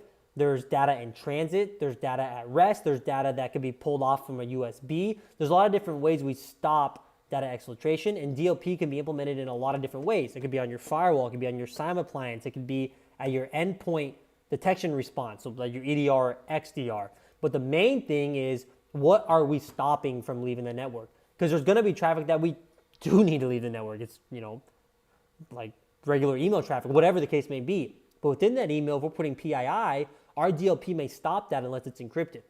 I deal with that at work. If I'm sending a config in Nipper or there's IP addressing, SOCOM's gateway will literally stop it. And it's super actually frustrating sometimes when working with industry partners like Viasat when they're using not a fucking, gov email, they're using at Viasat. Sorry, anyways. But first we have to, all that to say, we got to define what we want stopped. So part of DLP is classification. So if we want to prevent GDPR data, whatever that may be, we go to the GDPR website and we say, what is technically data protected? What's our users' protected data? And we define that into our DLP systems. So DLP controls are designed to answer 3 fundamental questions. What data is sensitive? Where does the data exist? And how is that data allowed to move? And that's what we need to figure out first, just learn how to protect our data. So DLP for data at rest. So data at rest refers to data that is stored and not actively moving between devices, full disk encryption. So how do we do data at rest protections? We do full disk encryption. And then we also may install like HBSS and DLP agents on those endpoints that may prevent things like a USB drive or external hard drive from being plugged into our servers. DLP for data in transit. So data in transit refers to data that is actively moving between systems. Email communication, web traffic, file transfers, API, database synchronization, whatever the case may be, interacting with the cloud. So DLP systems for data in transit inspect data flows to identify sensitive content. Now this may need to be integrated with those like next generation firewalls, maybe there are proxy servers even, because end-to-end encryption, when I do a web connection that's protected by TLS, that's end-to-end encrypted, I'm not going to be able to see deeper into that packet. So we need to implement this DLP in line for our data in transit in conjunction with some other features to effectively stop that data exfiltration. Data discovery. So we got to know what's out there. So data discovery is the process of locating and identifying sensitive data across an environment. Many organizations underestimate how much sensitive data they store and where it resides. Like obviously we don't know every single shared drive folder that sensitive data may be. All right, let's talk hybrid infrastructures. So in hybrid environments, data frequently moves between different platforms that may have different security models, limitations, those different trust boundaries, and maybe even different data sovereignty. We may have to transfer data from our on-prem here in New York over to an EU cloud instance. So DLP controls in hybrid environments must be designed to provide consistent visibility and enforcement across all platforms. Now, if we're looking at something like this, what's a technology that implements or that also has DLP when moving from like on-prem or remote user to the cloud? That's called a CASP, a Cloud Access Security Broker. Can also have those DLP functions as well. Third-party integrations. So third-party integrations, how many times have we talked about third-party here, guys? You think CompTIA is trying to get you to understand something, that your supply chain, your third-party libraries and functions may be vulnerable? I think so. But we'll go over it. So third-party integrations introduce additional risk into a secure architecture because they extend access to systems and data beyond the organization's direct control. Now we're going to move on. Remember first day, if you were here day 1, I said, hey, it's going to repeat. It's the nature of it. A lot of these, they talk about these technologies 3 or 4 times in different ways. Like, oh, this time we're talking about third-party integration for DLP or, when we talked about it for supply chain in domain 2.1 and we talked about it for software supply chain in domain 1, but it's all the same. It's when you're working with a third party, we have to vet it. We have to make sure we know where it's coming from. We have to make sure exactly what's part of that software and if it meets our requirements. Okay, Measuring control effectiveness, assessment. So assessments are structured evaluations of security controls to determine whether they are properly designed, implemented, and aligned with our organizational risk. So the goal of an assessment is to answer whether the architecture protects what it is intended to protect and whether controls are placed in the correct locations. Measuring control effectiveness. So scanning and metrics. So scanning provides technical validation of security controls by actively testing systems for weaknesses. This may include vulnerability scanning, configuration compliance scanning, and DLP effectiveness testing. Metrics provide ongoing insight into how well controls perform over time. Examples of security metrics include the number of DLP policy violations, the ratio of false positives to true positives, detection and response times, and trends in data exposure incidences. Okay, let's go ahead and do this quiz.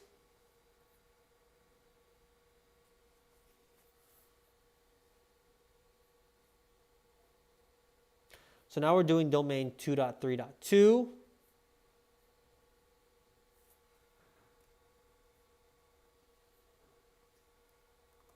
All right, let's do it.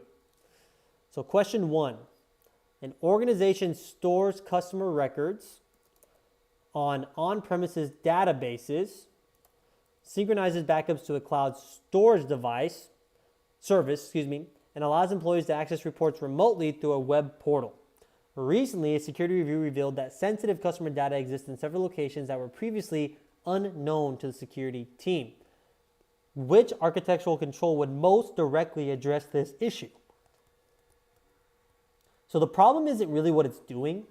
It's just saying, here's how we store records. We synchronize them to a cloud-based service. The problem is that some of that sensitive data was in places we didn't know about.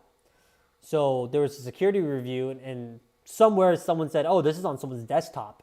This is on this local NAS storage at a bank branch office. We thought it was always supposed to be at the enterprise storage and to the cloud, but it's on this local share that we really don't have too much visibility into. So what's the problem here is that we didn't do good data discovery. So yes, we're going to go with C, deploying data discovery capabilities across storage and cloud platforms.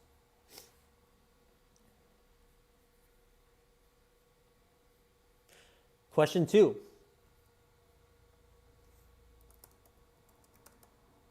A company operates a hybrid infrastructure that includes on-premise servers, public cloud workloads, and multiple SaaS applications. User access systems both from the corporate offices and remotely.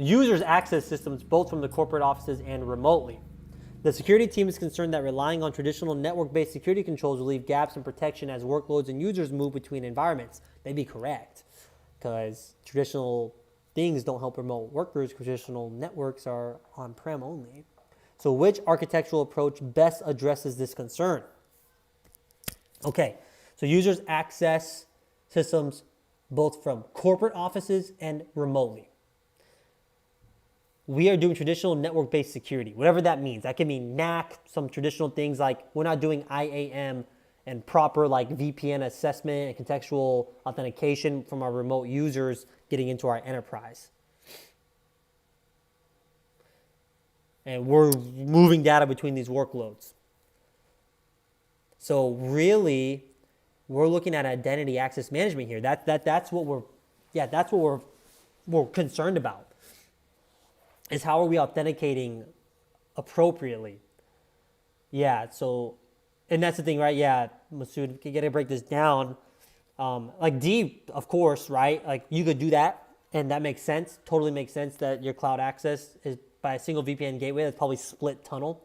But here, this is an IAM issue. So we're gonna go with B, centralizing identity and access management with conditional access controls.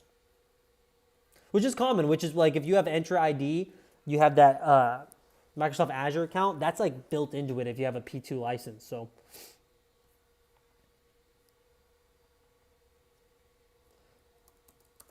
okay, question 3. An organization integrates a third-party analytics vendor through an API that provides access to internal business data. Several months later, an audit reveals that the vendor has been extracting significantly more data than expected, although no technical vulnerabilities were detected. Which combination of architectural controls would have best helped identify and limit this issue? Okay, let's break this down. These are some, damn, these questions are kind of hard, huh? Okay. This probably feels more like what the questions would be on the exam. Vendor through an API that provides access to internal business data. So they just have been taking more data than we thought. So maybe there was like an SLA that's like, hey, we got this API. Internal business data. So pretty much they've been doing more than what we thought they were doing. So we have a permission issue more than likely. Not encryption, not network segmentation. Because APIs don't really, APIs are like to your back end. So it's hard to, it's like a permission issue, it looks like. So yeah, we're going to go with C. Least privilege access, continuous monitoring, and security metrics. So that, I think the least privilege kind of gives that one away because it's like they're doing more than they should. And then we didn't know. So like we learned several months later. So it's also, we need better monitoring. So yeah, we're going to go with C. All right, another 100%, guys. Yeah, it's like their need to know, exactly. So it's access control, right? All right, sweet. Let's go ahead. I'm gonna do like an 8-minute break, okay? Because I want to get through all of domain 2 today, but I'm burning out a little bit. But okay, when I come back, we'll go to domain 2.4. And then remember, we're gonna skip PKI today, and that'll be the first thing I teach tomorrow.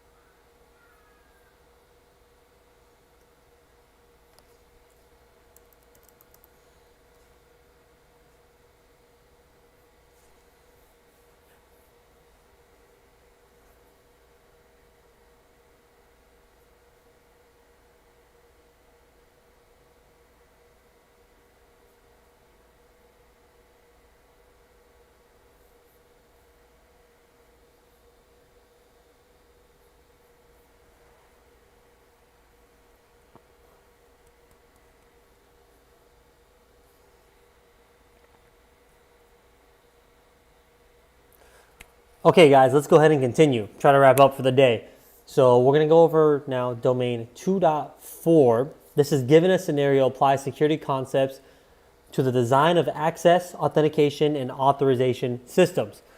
In this 2.4.1, we're going to go over identity access management technologies, protocols, and modes. So here's the entire objectives for domain 2.4. And like I said, tomorrow we'll go over PKI just because I don't know if you saw before break, but I like to whiteboard it out, and I like that to be the first thing we do for class. It takes a lot out of me. But this is what we're going to go over right now. So everything in red here. Okay, so provisioning / deprovisioning of user accounts. So provisioning is the process of creating user identities, granting access when a user joins an organization or requires access to a system. It's just high level. Hey, I got hired. I need to onboard. What AUPs do I need to sign? What documents do I need to sign to get my privileged access or just my regular user access? And then during offboarding, when a user leaves, so let's say they violate the AUP, we need to disable their accounts. How do we deprovision? What's our SOP and policies for deprovisioning those accounts or user identities? Okay, credential issuance and self-provision. I'm going to fix that typo right now. Hold on. Credential. There we go. Don't like that. Don't want that. Okay. So credential issuance refers to how authentication credentials are generated and distributed to users. Credentials may include passwords, cryptographic keys, certificates, hardware tokens, or biometric identifiers. So because credentials represent proof of identity, they must be issued securely to prevent interception, duplication, or misuse. What we're saying here is, how do you get that common access card? How do you get that token? How do we know that you're allowed to get that token? Did you have a sponsor from that company that said you need this token or this RSID, whatever it may be? Self-provisioning. So self-provisioning allows users to request or initiate access without requiring direct administrator involvement. This is common in cloud platforms and large organizations where scalability is essential. Well, not in the DoD. Remember, we got to get our GS 14 or 13 and say, yeah, we'll sponsor him for, a CAC.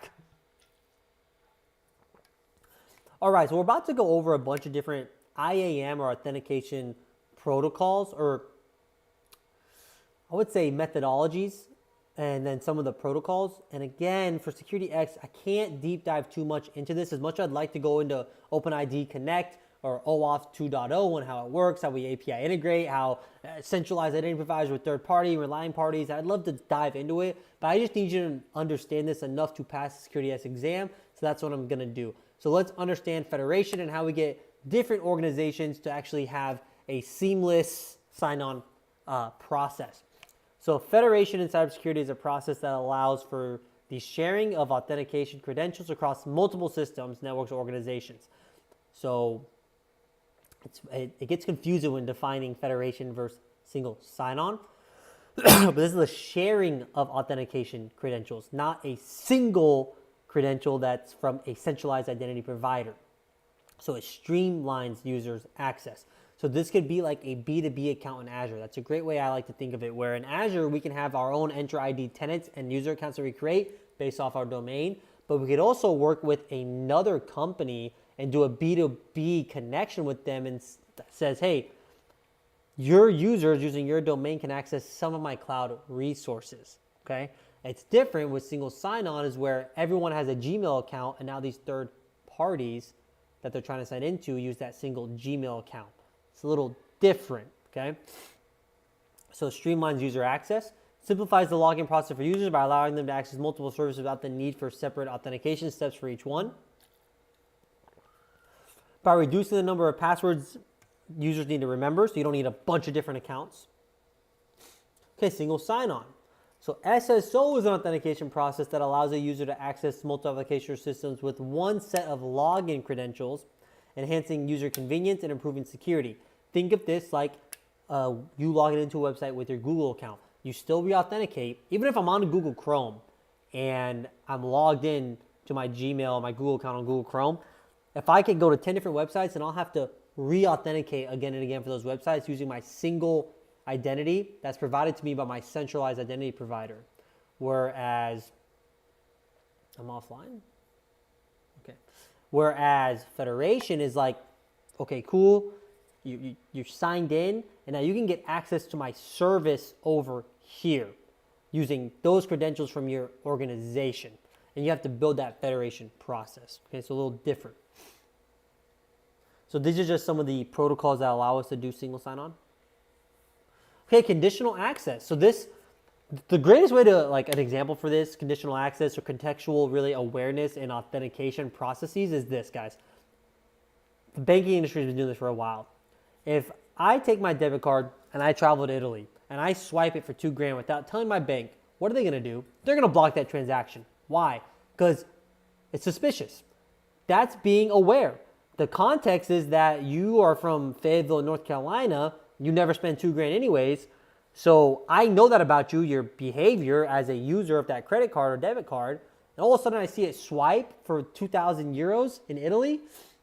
That's out of, the context there is you never do that. So I'm going to block that to protect you. It's the same exact thing in conditional access when it comes to user identities in our enterprises. If I see you trying to log in from Uganda at 1 in the morning, I'm going to either block you, whatever access you're trying to reach in our network, I'm going to block you, or I'm going to make sure you re-authenticate. So even if you already signed in to our enterprise, you're on the VPN. If I see you accessing at a weird time from a weird location, guess what? We're about to do a second or third factor authentication to make sure it's you. Your cell phone's about to get pinged, or we're going to authenticate you some other way again. That's conditional access. It could also be other logic, like time logic, like, hey, you only have to log into this system from these times. That could also be conditional access. But a lot of times in our modern infrastructures with all these cloud-based remote workers, that's what we're talking about. This contextual awareness, something that the banking industry has been doing for a while. Okay, let's go over these terms. IDP. So an identity provider is a system or service that creates, maintains, and manages identity information. Hey guys, I'm not going to go into that huge thing. That's Google. That's an identity provider. Your Gmail account being used for all these third parties. That's an identity provider. Your enterprise. Well, our Active Directory servers in the DoD, our identity provider is that domain controller that's going to authenticate us to access multiple different systems if we have LDAP integration built into the services that we may need to access. Okay, that's an identity provider, typically called a centralized identity provider. So the beauty of it, like when Tech, we're an identity provider, but we also have a trust relationship built using OAuth 2.0 to Gmail. It's an integration using an API using OAuth 2.0 where you can sign in using your Google account. So why does that help me? Because I don't have to maintain your identity anymore. Yes, I get information about your identity and I set permissions based off the identity from Google to certain access to my site and my resources, but now I don't need to maintain that. I don't gotta do password resets for you. I don't gotta do any of that additional functionality. It's a good thing. Okay, service provider.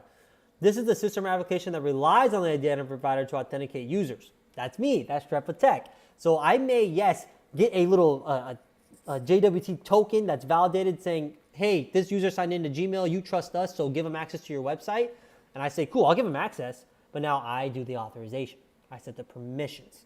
But the authentication process, I don't have to worry about. So that takes away a big part of identity management for me. Attestation. This is the process of validating the integrity and security of a system or component, ensuring it is trustworthy and has not been compromised. Okay, policy decision point and policy enforcement point. Again, I'm showing that zero trust image from the NIST publication because this is from that. Maybe it was used, these terminology was used before zero trust framework became a thing under NIST RMF and a publication, but that's where we see it a lot in zero trust architecture frameworks and discussions. So the policy decision and policy enforcement point. So the policy decision point, this is what you configure. So this is when you're setting permission on a user in Active Directory. That's the control plane where you as the administrator say, well, we're going to let them access this based off this group policy. We're going to let them access this resource. Or they're going to be a member of this group or whatever the case may be. And then the policy enforcement point is the actual data plane where I sign into my computer, I go to access a shared drive resource, and guess what? My user account already went through a policy enforcement point that says, boom, yes, I'm going to assign these permissions to this identity, and now you can access this resource. That's the actual data plane. So the policy enforcement point and policy decision point, they talk right? It may be just one system. It may just be your LDAP Active Directory server that's authenticating you. Now let's go over access control. So we're going to go over different types of access controls here. So mandatory. MAC, or mandatory access control, is a security model that relies on centrally enforced policy to determine access rights. I'm going to sum this up. Do you have a need to know? MAC, or mandatory access control, is do you have a need to know? This happens in the government work. This happens in private sector. If you don't have a need to know, you're not going to get access. Even if you have a clearance, like in the military, you can have a secret clearance, but if you don't have a need to know to access this special program that may be at the secret level, you're not going to get access. So that's all mandatory access control is. Do you have a need to know? And if you do, then okay. Now, as far as when putting that into practice in a program, you should have an office in your organization, whether that's part of the cyber office or a separate office that determines that. That says, well, you work for accounting, you don't need to access this research and development, even if you have sensitive access rights. Discretionary. So this is the default actually on Windows machines, but this is just, I create a file, I create an object, I create a folder, I set the permissions. And that's discretionary access control. Role-based. I think this one's pretty easy to understand. If I'm being hired on to be a network engineer, tier 2, tier 3, tier 4, whatever, I'm going to get all the same rights that all the other tier 2 network engineers have. Access to maybe TACX, access to the switches and routers at a certain level, maybe just show commands, whatever the case may be. But just because I'm a privileged user on the network to access network devices, does that mean I should get admin rights to access databases that sit on servers? No, of course not. That's role-based access control. Looking at your role and setting permissions based off that role. This also ties in the principle of least privilege, getting the exact permissions that you need to do your duties and nothing else. And again, what's the big issue with this? Not an issue, but what are we always worried about is privilege creep, is where, hey, help desk, hey, admin, I just need access to this real quick to fix this thing, and then take my access away, and you forget. Attribute-based access control. Best example I can put on this is identities. Yes, we get permissions set on them, but we also have like extra metadata and tags that can be set on these identities. Great example of this is when you log into Trepid Tech. You log in, we authenticate you, and then we go through what permissions you have. So for us, when you buy like our course, we set an attribute on your identity that says he or she has access to this training program, SecurityX.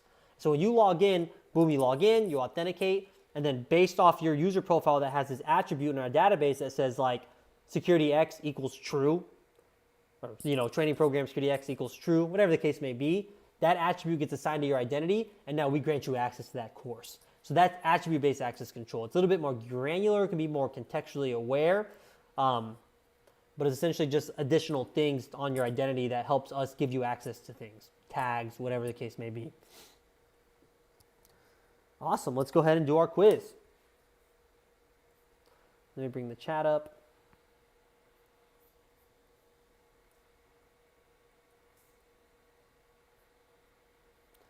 Let me bring up my website, other side of it. Okay, so we're doing the quiz for domain 2.4.1.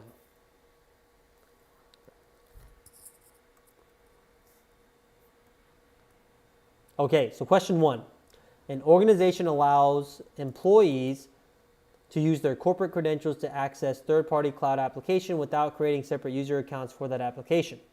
The cloud application relies on the organization's authentication process and accepts identity assertions from the corporate identity system. Which security concept is being applied in this scenario? Okay, so let's read this again, these long questions. Okay. Corporate credentials to access third-party cloud application without creating separate... Oh, that's easy. Federation, right? There's no other option on there that defines that. So yeah, Federation allows us to use a single account to have a seamless access, not single sign-on access, seamless access to other third parties. Question 2. Type this out.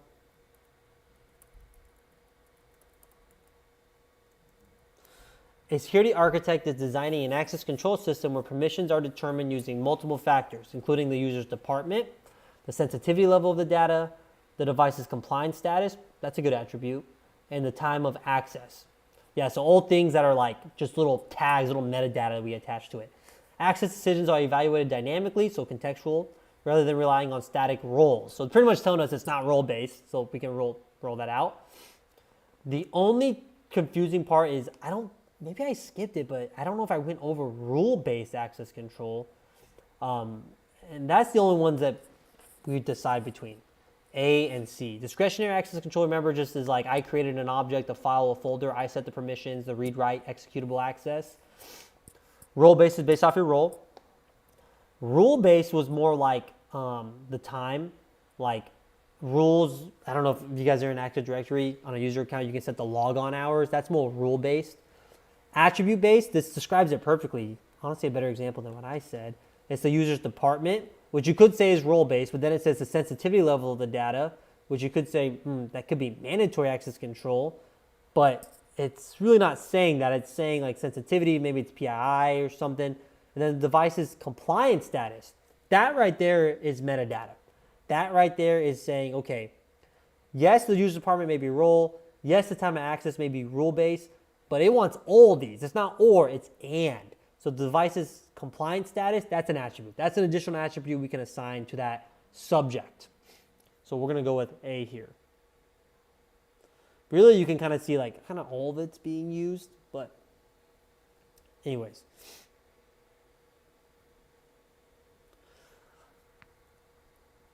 Question 3. A company wants to ensure that users can access internal applications only if they are logging in from a managed device that meets security compliance requirements. Even valid users are denied access if the device is not encrypted or up to date.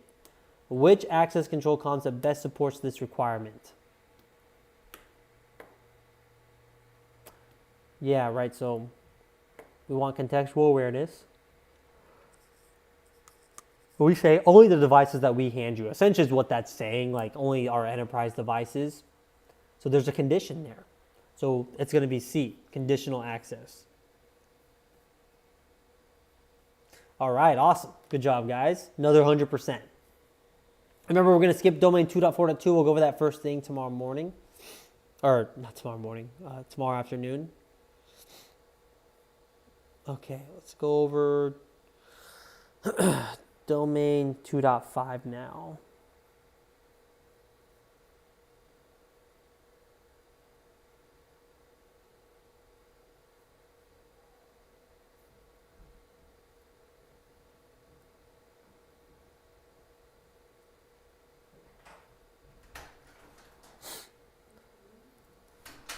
I'm just looking ahead, hold on. I'm trying to see something.